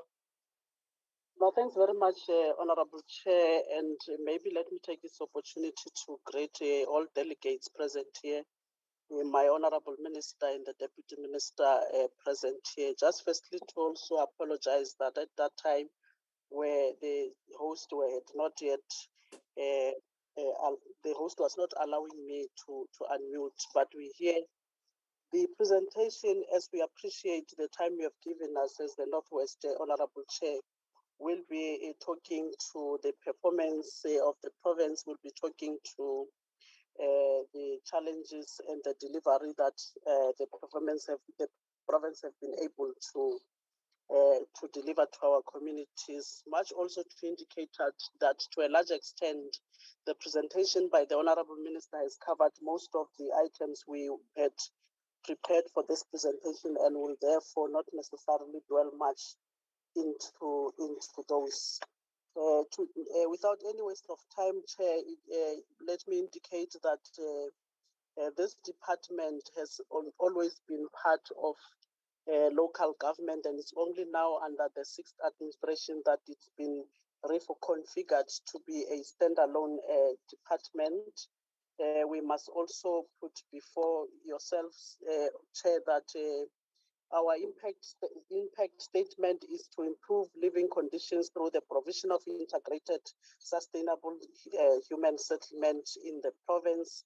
We have 3 outcomes to deliver on, Honorable Chair: the improved good governance and accountability, creation of a conducive environment for the implementation of human settlement programs, sustainable human settlement, and improved quality household life. Honorable Chair, if we are to talk to the midterm financial performance, we must indicate that on HSD grant, we are at 68.1%, and on ISUPG, we are at 41.7%, which totals to the 62.3%, with the variance of about 21%. If we are also to talk to the non-financial performance in terms of the program 1, Honorable Chair, we must indicate that as an outcome indicator, we have said we need to comply to ensure compliance and enforced compliance through legislation. We must indicate, Honorable Chair, that we have improved, though we think that we still have much to do because we are at qualified audit opinion. Honorable Chair, if we are to go straight to the midterm performance on program 3, we must indicate that as an outcome, sustainable human settlement and improved quality of household life. We are standing, Honorable Chair, at 11,605 houses that we have been able to build. We also have 8,460 service sites, and on flips, we are at 115 and 12,060 on UISP. That is against the 58,000 that we have been targeted for. Honorable Chair, we have 1,783 new house owners that we have been able to deliver, but also we must indicate that in terms of the title deeds, and we must also indicate that we are at 3,483 on the pre and post 1994 title deeds that we have been able to deliver. We must indicate that there has been a challenge in terms of delivery of military veterans human settlement or houses, but we have been able to unlock that kind of a challenge, and as we speak, we are in a process of verifying the veterans that we're supposed to be delivering houses to, which process is about to be finalized, and therefore will be also be kickstarting the process of delivering those households. Added to the issue of the title deeds, Honorable Chair, we must indicate that as the province, we have developed a plan that would be ensuring that by the end of this financial year, we will have delivered close to 5,000 title deeds. What we must also indicate, Honorable Chair, in terms of the challenges, is that we really must acknowledge that our province have not been performing well, simply because to a large extent in the previous about three financial years, the province has not been able to deliver houses, and therefore then brought us to a situation of some kind of a pressure in ensuring that we deliver houses to our people, which we have started, as I indicated, in the current sixth administration. To a large extent, the delays by the municipality to proclaim the township establishment has been an issue. But we must also indicate, Honorable Chair, that most of our municipalities do not necessarily prioritize the provision of water and sanitation, which have a negative impact on the delivery of housing in the province, which we know for sure that it has been, this water and sanitation has been a challenge all across, and therefore has not been allowing us to deliver the housing to our people. But we must indicate that this also has been unlocked. The non-functionality of most of the municipal planning tribunals has also been a challenge. Honorable Chair, the department lack of suitable land for the development of low-cost houses has also resulted in land invasion becoming increasingly rampant as an alternative for those in need. And we must indicate that we have engaged our municipalities also to ensure that they address this issue and allow or declare the pieces of land for the development, so that we kept in this kind of a challenge. What we must indicate as being a challenge, Honorable Chair, is that in some of the land, we have experienced a situation where most of our lands are dolomatic, and therefore having been unable to then deliver housing in those areas, especially in the areas of Dr. Kenneth Kaunda and in the areas of Bujanala. The unavailability or the old geotechnical investigation reports have also been a challenge, which also have been our focus in ensuring that we resolve this kind of an issue, so that we are able to deliver. We must indicate, Honorable Chair, that we have developed some remedial actions which we believe that have to a large extent assisted us in delivering, and also come the end of the financial year, we'll be able to calculate a certain improvement in terms of the delivery. We have been able to procure about 30 contractors for the 2021-2022 financial year, which we must indicate that amongst them are women contractors. We also have been able to appoint for the database of conveyors, which we know that is at an advanced stage. We also must indicate that we have forecast.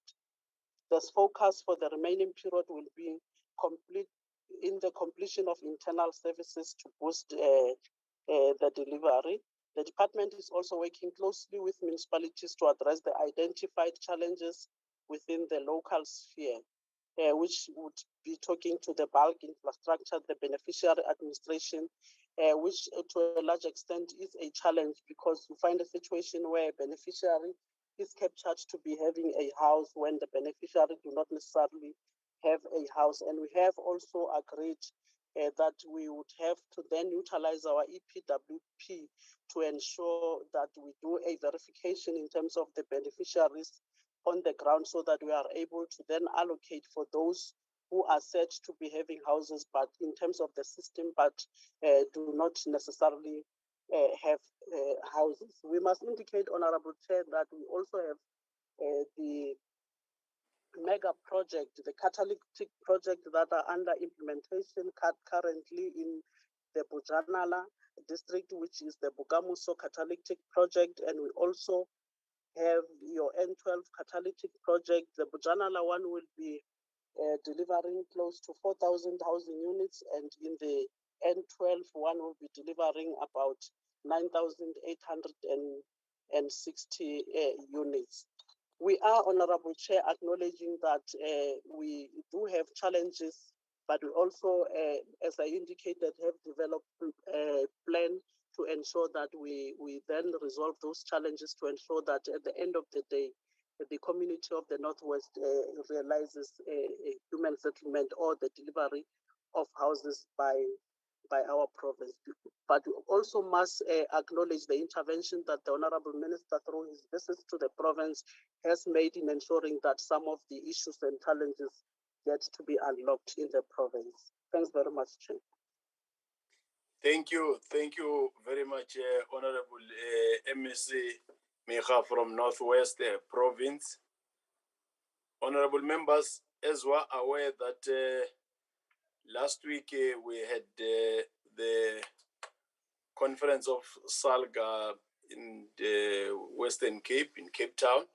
So they are still sorting the issue of their allocation and deployment to the NCOP. So we receive the apology. So that is why we don't have that rep.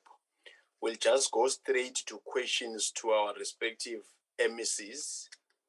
The first one will be Honorable Dutoit, followed by Honorable Ryder. Honorable Dutoit. Thank you, Honorable Chair, and thank you to the MECs for presenting. I will be brief to Honorable Micha. I'd like to know if she can perhaps elaborate on the current status of the N14 development at Ventersdorp that has seemed to have come to a standstill. If more information can be provided to that, and also if we can be enlightened as to what measures are in place to ensure that water reticulation facilities are able to handle the influx or the added capacity of new developments before those developments are put in place, because we currently sitting with a situation, it seems all over, where sewage lines are being put in place and that current sewage plants are not able to deal with that capacity, contributing to service delivery protests and unhappy people at the end of the day. Thank you, Chair. Thank you, Honorable Dutoit. Honorable Ryder. Yes, thank you very much, Chairperson. So having a listen to the presentations this afternoon, it's no wonder that we have so many people that are unhappy about the state of housing delivery in South Africa. And I must say, it was particularly apparent with the presentation from the MEC of Limpopo that when we're applauding ourselves for achieving 2 out of 10 target lines, it really indicates that we have a severe, serious problem. And the fact is that the provinces are just not delivering on their mandates. I think that it was really poor. If I can make a comment before I ask a question, I just think that many of the presentations today spoke about or indicated problems, similar problems that are being experienced across the provinces. And it's something that I believe we need to take note of as the NCOP and perhaps take up the cudgel on behalf of the provinces. And specifically, I think that they indicated that there's a insufficient RBIG allocation, the regional bulk infrastructure grant. It's not working in concert with the housing developments that are expected and being expected by government. And that RBIG allocation needs to be seriously re-looked at, and the coordination between the departments to ensure that housing and engineering services end up working together. The next thing that I noted fairly consistently is the fact that several MECs pointed to the site and service model being a much preferred mechanism going forward. And I think that that's something important that we need to consider as well. I think that the issue of top structures is perhaps an outdated model and needs to be reconsidered. And then, of course, this matter of business forums who tend to disrupt activities when housing projects are started, looking for their 30%. the local component 30%, and the fact that these guys effectively are using mafia tactics to ensure that they get some sort of a slice of the pie for themselves, instead of actually doing things correctly and adding proper value as it should be. Those are the three big themes I picked up on. Then my question to the MEC from Gauteng, MEC Maile, it's actually a pity you didn't stick to the presentation that was prepared, because it actually highlighted some of the issues I've just mentioned now, but also brought in some other comments around land invasions, etc. But let me rather than ask a very specific question relating to one. And that you spoke about the Everton Renewal Project. Well, MEC, frankly, that Everton Renewal Project was listed as a quick win when I was a councillor at Sedibeng in 2011. And the fact that there's still an Everton Renewal Project that's incomplete is, frankly, shameful. MEC, my question to you, though. The Mamelo development has been stalled for years. You were recently in a meeting where you were misinformed by your own team, and you took them to task about the fact that they hadn't given you the correct information. Is there now reportable and verified progress on the Mamelo development? Thank you, House Chair. Thank you, Honorable Ryder. Honorable Morensia, followed by Honorable Christian. It's a PK that came out of my Friday night beer with Peter and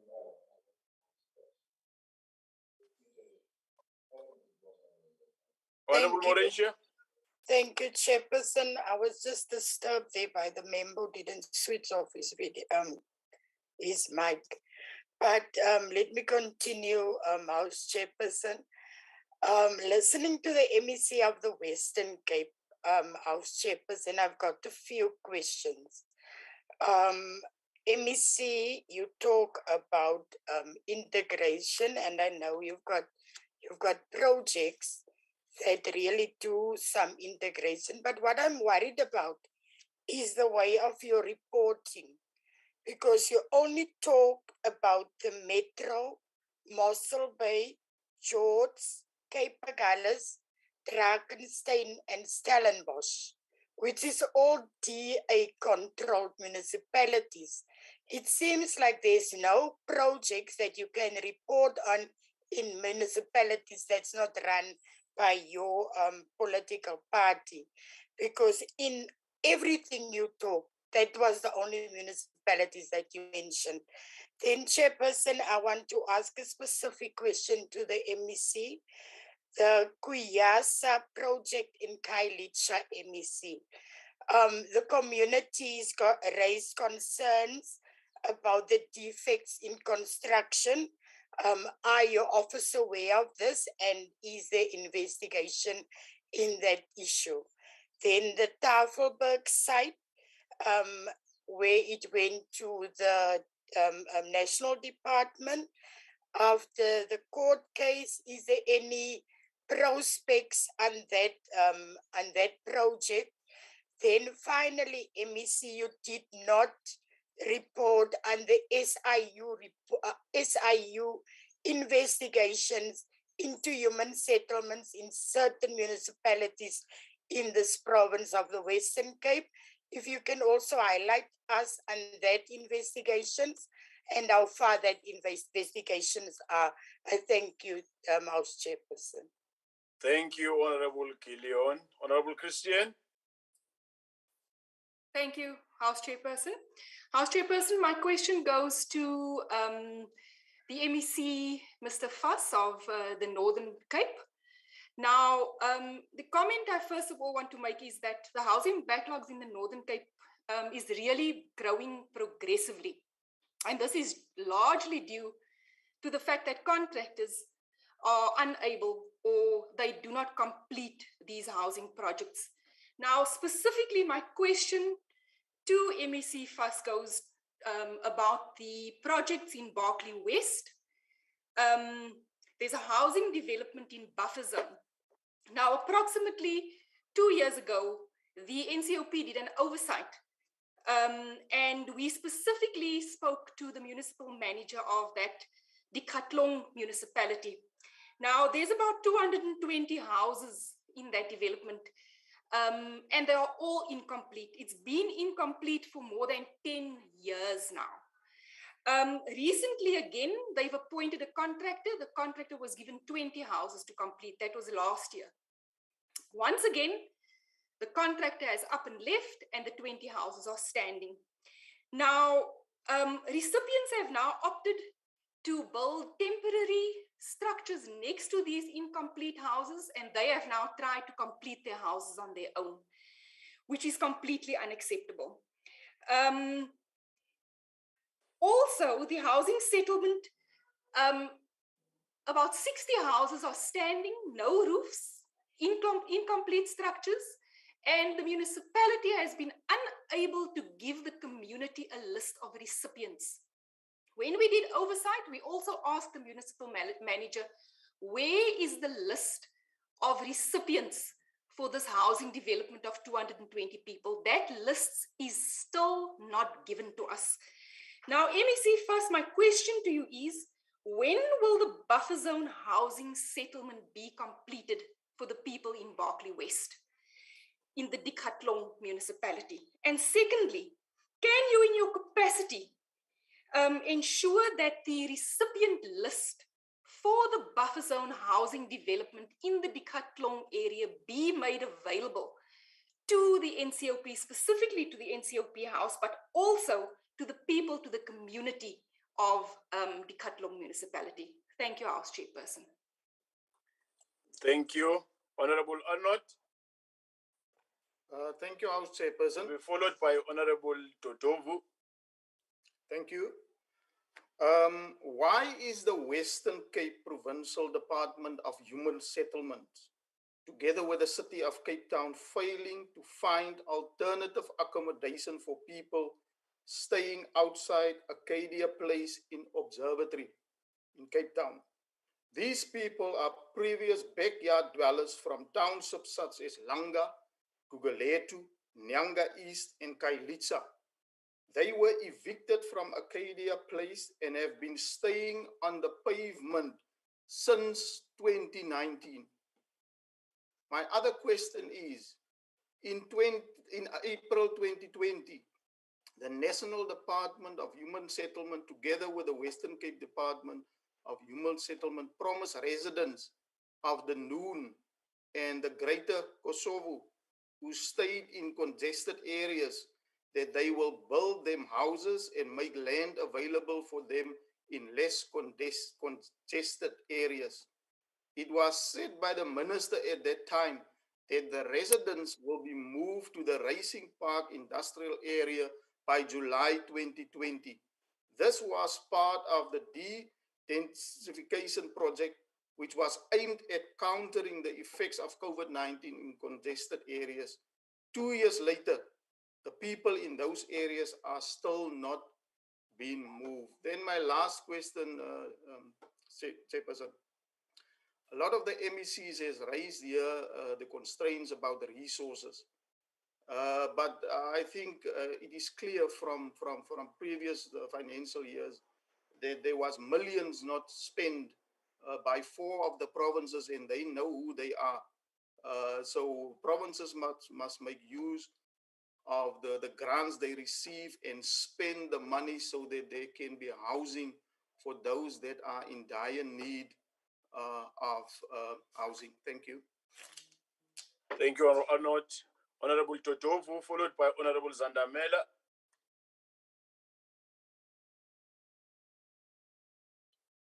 Honorable Totovu.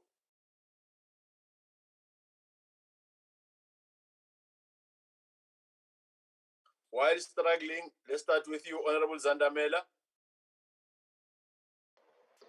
No, thanks, House Chair. Mine is actually not a question. It's to the MEC of Mpumalanga. It's just a plea that whenever there's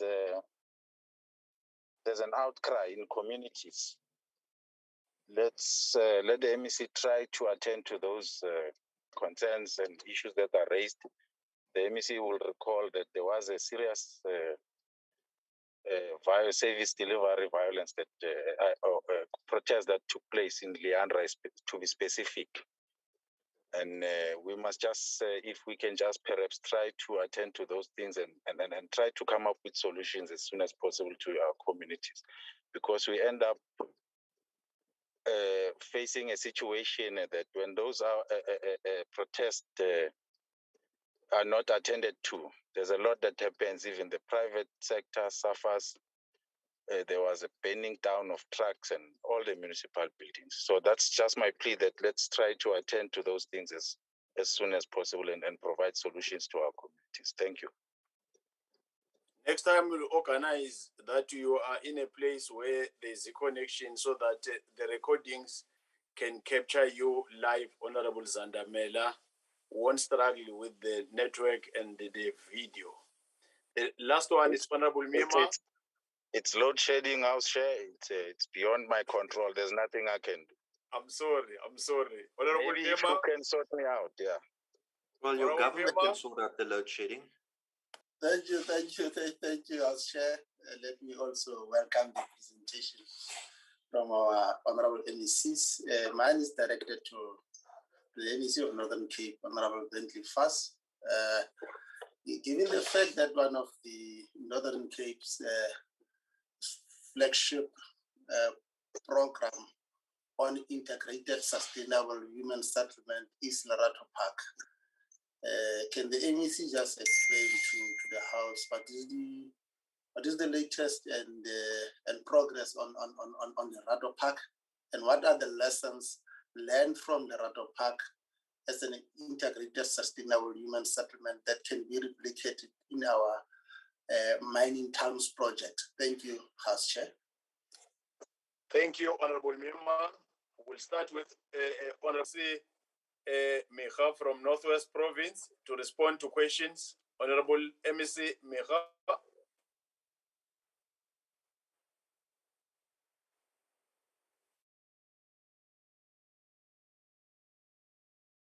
No, thanks very much. Yes, Honorable Chair, with due respect, if you can just, because the system had kicked me out at some point, if you realize I've logged in with another gadget, just to capture the questions so that I'm able to respond to them. Thanks. No, you'll be the last one when we're explaining the questions. Let's go straight to Honorable Simas, Western Cape. Thank you very much, Chair, and thank you for the questions. I'll be responding to them now. In terms of the member Gillian from the Western Cape project examples, well, the areas quoted are where things get done, where councils approve the statutory compliance and planning processes, because 60% of all our projects actually, before even hit the ground running, are stuck at council level. So the honourable member actually needs to ask why certain municipalities I did not mention, why they are struggling to actually execute their electoral mandate as a local sphere of government to ensure that they effectively implement and ensure that the 60% that we require to go to implementation phase is done at their council level. In terms of Kuyasa, honourable member, I do take note of the question. I am aware of the issue. This is a project that's been coming on for a long time. It's a retrofit project. And ultimately, my acting HOD has been engaging the relevant staff at the City of Cape Town. In terms of the Tafelberg side, the member is well aware of the judgment that came through last year. So as such, that matter is still ongoing. In terms of SIU investigations, yes, member, I know exactly which municipal area in the Western Cape you are referring to. I went to visit the relevant mayor at the Overstrand municipality. That matter relates to the 2014 matter. Corrective measures are being implemented as per the request of the SIU, but investigations are still ongoing. In terms of the member from the EFF, the Arcadia Park individuals, that matter needs to be, or that question needs to be asked to the City of Cape Town, given that it is the responsibility of the local sphere of government where such matters occur, that they are the first port of call before it reaches the Provincial Department of Human Settlements. So perhaps the member needs to ask one of his colleagues in the City of Cape Town chambers to ask that question. In terms of the noon, the member actually has made erroneous comments, and just need to rectify the said member, chairperson, through you, that the Dunoon project was a de-densification project. In terms of the national and provincial governments' reaction to COVID-19. All statutory processes needed to be followed. The community are kept abreast continuously.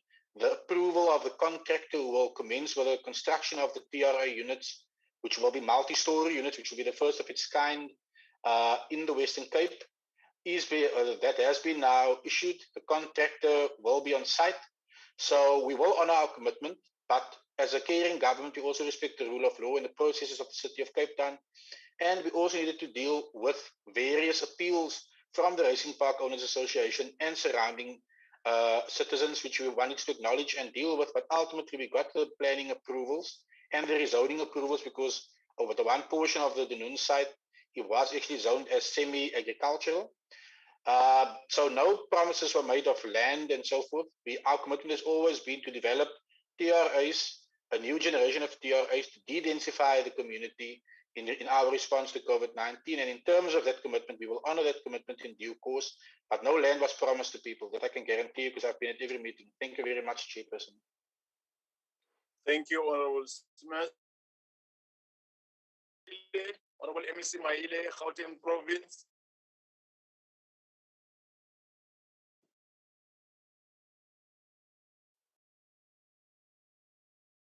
Honorable MEC Maile, Gauteng Province.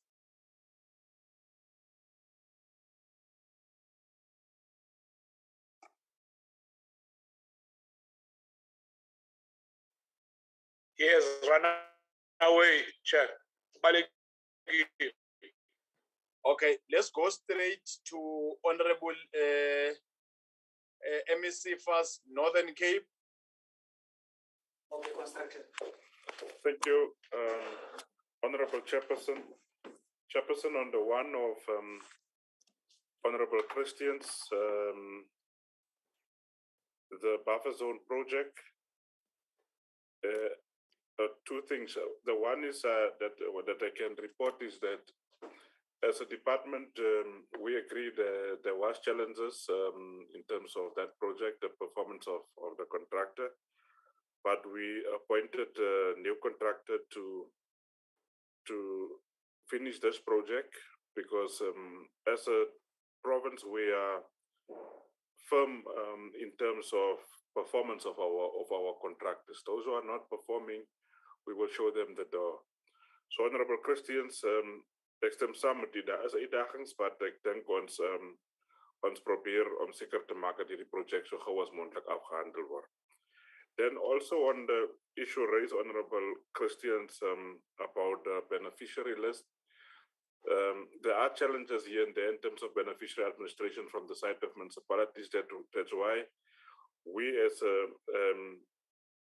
a department really welcomes what the minister said this morning in terms of digitization to make sure that we are in a position to respond when communities raise issues about some of our communities will when you have community meetings, they will raise the issue to say that we've been on the list for years, and that's why as a department, it's one of the challenges that we are going to address as soon as possible.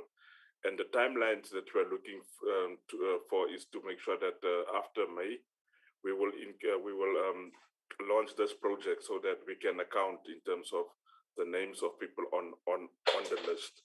So yeah, it's a priority for us, and we will respond to that accordingly, Honorable Christians. Then Honorable Moimang,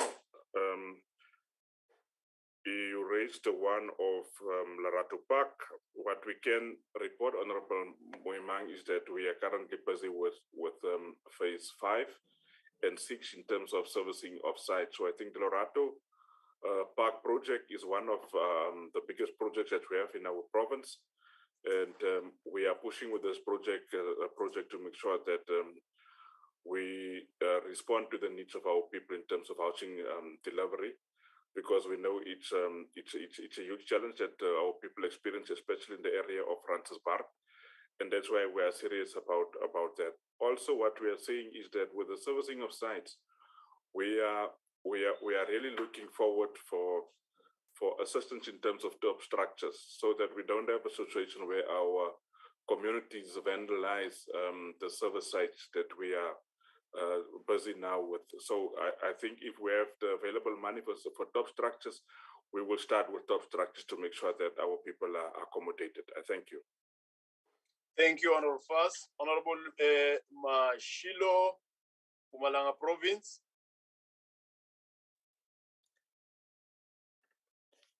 Well, no, thanks, Chair, and thanks very much. Well, as I understand the question, was not necessarily a question, but a plea made by Honorable Zandaman. Well, I went, yes, indeed, I went to Leandra, the area he's referring to, and I did spoke to the community, and I'm due to go back to give them the feedback as far as the progress we've made. We've made a very tremendous progress, and certainly their issues will be addressed. Obviously, what we must discourage is that when there are issues, people must ban trucks and all those issues. Does not take the development of the country forward. But generally, we accept that we can't sit in our office with a problem outside there. Our duty is to address those issues. Thank you, Chair.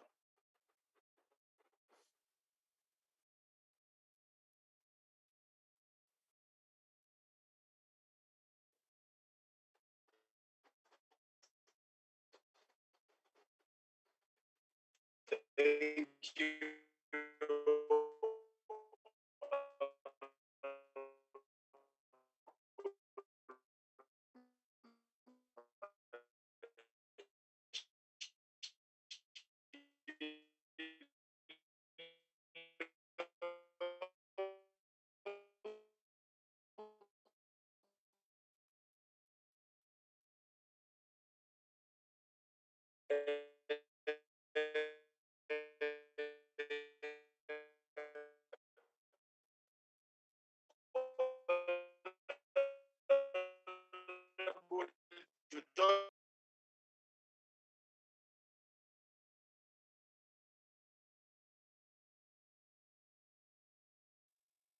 We can't hear you, House Chair. Try again. Chief Whip, our apology, we lost Honorable Nyambi. Yes, the Deputy Chair may assist, I think. Honorable Dutoit. Oh, you are back, Honorable House Chair. We lost you for some time. I heard my Honorable House Chair must try to be in a place where there's network. Yes, Chair. The network is damn good in Mpumalanga, Honorable Zandamela. I don't know in your place. Honorable Dutoit? I'm all ears, Chair. How can I assist? Just to repeat your question to Honorable Mecha. Thank you, Honorable Chair. Honorable Micha, I wanted to know what the current situation is with regards to the N14 development at Ventersdorp that seems to have come to a standstill. If you can perhaps provide information with regards to that.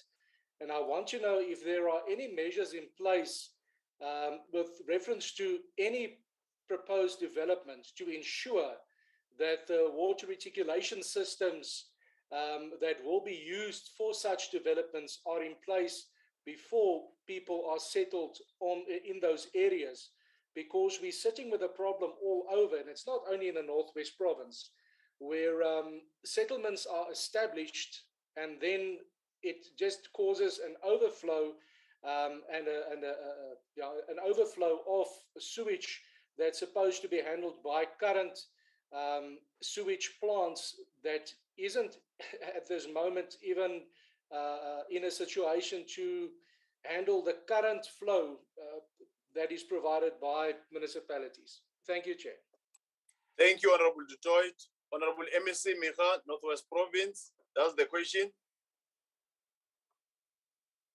No, thank you very much, Honorable Chair. I think, Honorable Chair, on the N14 developments, we must indicate that we still resolving some issues between the communities, the municipality, and ourselves. And as soon as we have finalized that, we will then unlock that that development. But also on the other issue, we must acknowledge, Honorable Chair, that there are serious challenges of infrastructure in our different areas, wherein the pipes, for an example, that have been installed there cannot carry the capacity of the sanitation that is supposed to be delivering to our people.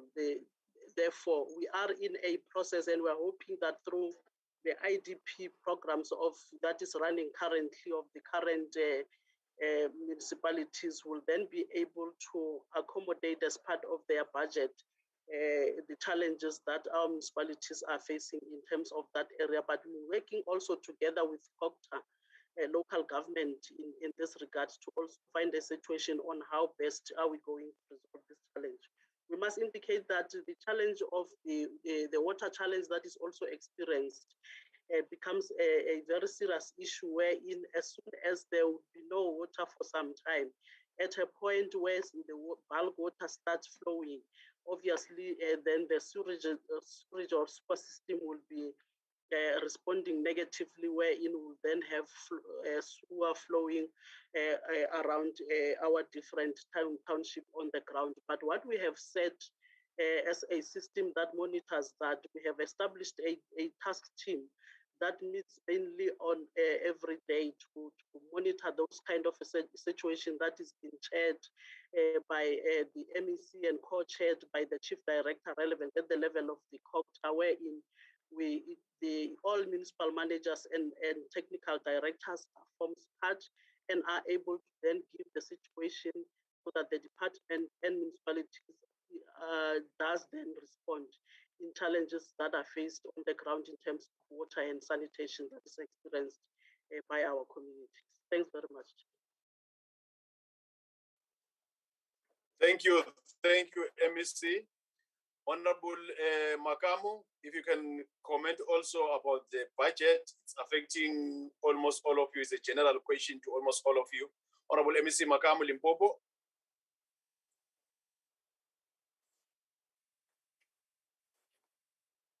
Thanks, Honorable Chair. It is correct that he spoke, and I want to refer to the slide that I showed in terms of about targeting 10 informal settlement and only 2. And I said in my presentation, Honorable Chair, that it's mainly for the 5-year period where we have got about 10 informal settlement that we want to upgrade. And we have allocated 2 per financial year. And I have showed in the actual performance, if they may go to the slide, which shows that the Mtsf delivery, that we have already delivered 3. Of course, it's about the budget that he spoke about, which we were reduced, one in terms of our own performance, but also cut in terms of the COVID challenges that we cannot be able to cover all the human settlement programs that we wanted to. We had to share with other portfolios. And as a province, we are trying to perform using what we have to also deliver on what we said we'll be able to do. Thanks, Honorable Chair. Thank you, Honorable MEC Makamu. Honorable Konziwe, Eastern Cape, the issue of budget, it's also applicable to you.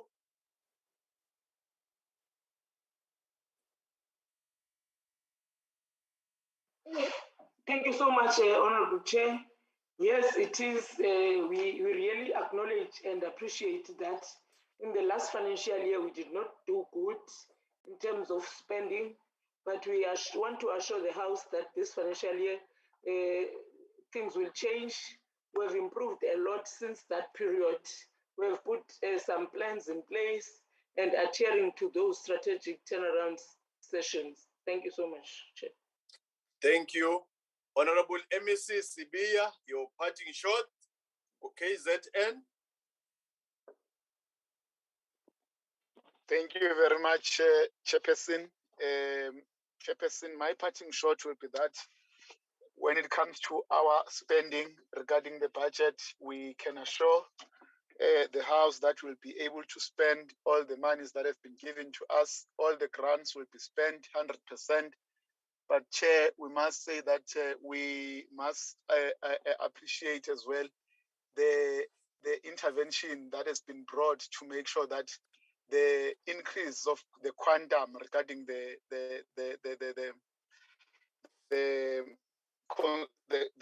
work that we are doing on the ground has helped us quite a great deal. We'll continue, Chair, in making sure that whatever that is brought into the KZN province is used accordingly.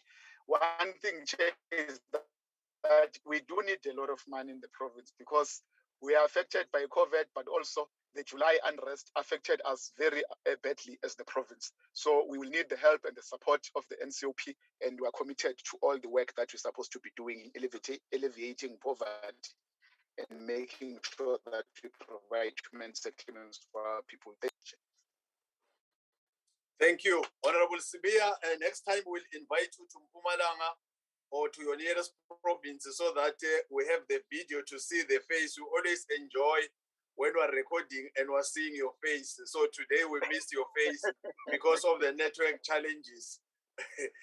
Otherwise, thanks. Thank you, Honorable MCC. Thank you, my Chair.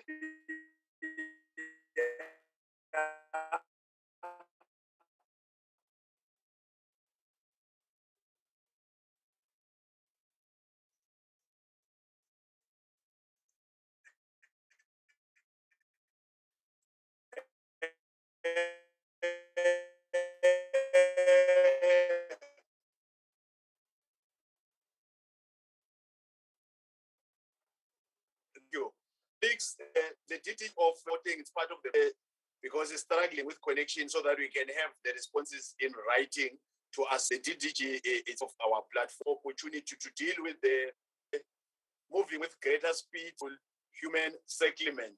That item will be done none other than Tate Mohai in doing his concluding remarks. Tate Mohai. Thank you, Chairperson, Honorable Nyambe. And let me greet the Minister of Human Settlement, the Deputy Minister, our honorable members in the National Council of Provinces, including special delegates, MECs that are present here, representatives of SALGA under the leadership of Charles Tofile, and congratulations to SALGA for their conference and electing new leadership that will strengthen our workings with SALGA as the house of the National Council of Provinces. Media, honorable members, it is indeed great honor for me to do the closing remarks to this all-important ministerial briefing on human settlement. As we all know, human settlement is among the critical pillars of our post-apartheid socio-economic reconstruction and development priorities to address the socio-economic injustices of the past. Honorable Minister, I'm sure you would concede that ours is not just about statistics and numbers of bricks and mortars as we lay, but addressing the triple challenges of restoring the dignity of our people, social cohesion, and reversing the apartheid colonial patterns of racialized spatial development. Program Director, our policy shift from provision of housing to integrated human settlement was not a coincidence of history, but a conscious desire to align the provision of housing to the fundamental vision of the Freedom Charter, as the Freedom Charter proclaims, and I quote, that there shall be housing, security, and comfort. This vision statement is underpinned by the following strategic and policy intent, quote, all people shall have the right to live where they choose, be decently housed, and bring up their families in comfort and security, and use housing space to be made available to the people. Rent and prices shall be lowered, food plentiful, and no one shall go hungry. A preventative health scheme shall be run by state. Free medical care and hospitalization shall be provided for all, with special care for mothers and young children. slums shall be demolished and new suburbs built where all have transport roads, lighting, playing fields, creches, and social centers. And it goes on to say that fenced locations and ghettos shall be abolished and laws which break up families shall be repealed, close quote. I'm sure all of us agree, honorable members, to realize this vision, we have to work hard, though there is marked progress on other areas. This speaks to the footprints of our government in the last 27 years of democracy, to the plight of millions of men, women, youth, and children who daily travel long distances from their homes to workplaces and schools at huge transport costs. It speaks to the plight of families that live in overcrowded spaces with no basic public infrastructure and services like roads, street lights, electricity, and water supply. Honorable Chairperson, this also speaks to women who have been denied the fundamental right of property ownership by apartheid colonial government. It therefore calls upon us, Honorable Minister, that as housing units are allocated, we should always ask a key question of how many female house-headed families are the beneficiaries. Whilst we may be proud about the dent we have made in pursuance of this noble vision of the Freedom Charter, there is abiding consensus that more still need to be done. The government 10-year and 20-year reviews respectively do make this bold acknowledgement. The deliberations of today, the deliberations of today also point to the need for an accelerated tempo in our national collective efforts towards an integrated human settlement. Flowing from these deliberations and sharing of insights across different spheres of government, the following subjective weaknesses comes into sharp focus. Poor planning, coordination, and synergy across three spheres, uneven development and capacity between different provinces and municipalities in terms of spatial development planning, procurement and contract management challenges that continue to lead to poor workmanship and unfinished projects by contractors, poor land use management by municipalities, land scarcity for residential and commercial development, poor coordination, synergy, and integration between sector departments and across three spheres of government. Honorable Minister, over the recent past, a phenomenon has emerged where the provinces set out their own norms and standards in terms of the size of the RDP houses, contrary to the national norms and standards. While this may look enticing, but as a fundamental policy question, it should not be encouraged because it undermines national uniformity and undermines the capacity to build more housing units per financial year. Honorable Minister, it is against this background that we welcome your policy reforms, which include integrated policy monitoring, evaluation, and intervention so that the fault lines are identified and addressed in the process of the life cycle of the project. This will assist to arrest the persistent problem of unfinished projects and poor workmanship. It is given that provincial government plays a critical role throughout the policy planning, implementation, monitoring, and evaluation cycle. For national department to play an effective oversight, coordination, monitoring, and intervention in the human settlement project, it requires on-time, reliable, and credible reports from provinces. Chairperson, the presentation by MECs clearly points to the local government as the weakest link in the provision of integrated human settlements, both from the point of view of planning and provision of infrastructure. Honorable Minister, we may have to explore the approach of KwaZulu-Natal, whereby the province has taken over the functions of provisions of infrastructure. It should, however, be qualified that this cannot be done arbitrarily, but within the context of the constitutional imperatives of cooperative governance. Accordingly, it will require negotiations, cooperation, and partnership between provinces and affected municipalities. Chair, allow me, as I close, to thank the Honorable Minister, the Deputy Minister, and all MECs present here This engagement was indeed fruitful as it afforded us an opportunity to take stock of progress we are making as a country in providing integrated human settlement. We leave the ball in the hands of the Select Committee to follow up on the issues going forward through cooperation with legislatures and ongoing oversight of the National Executive. I thank you. Dalebo. Thank you, Chief Whip. Chief Whip. Thank you. Colleagues,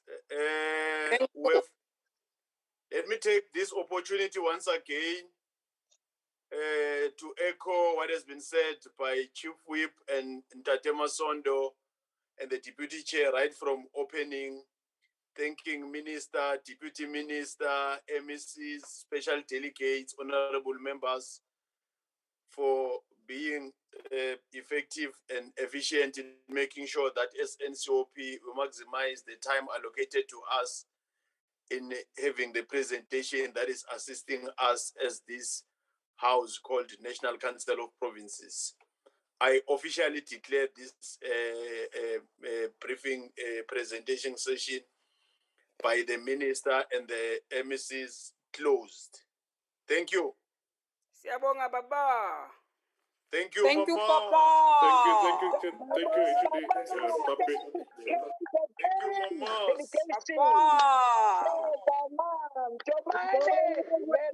Thank you.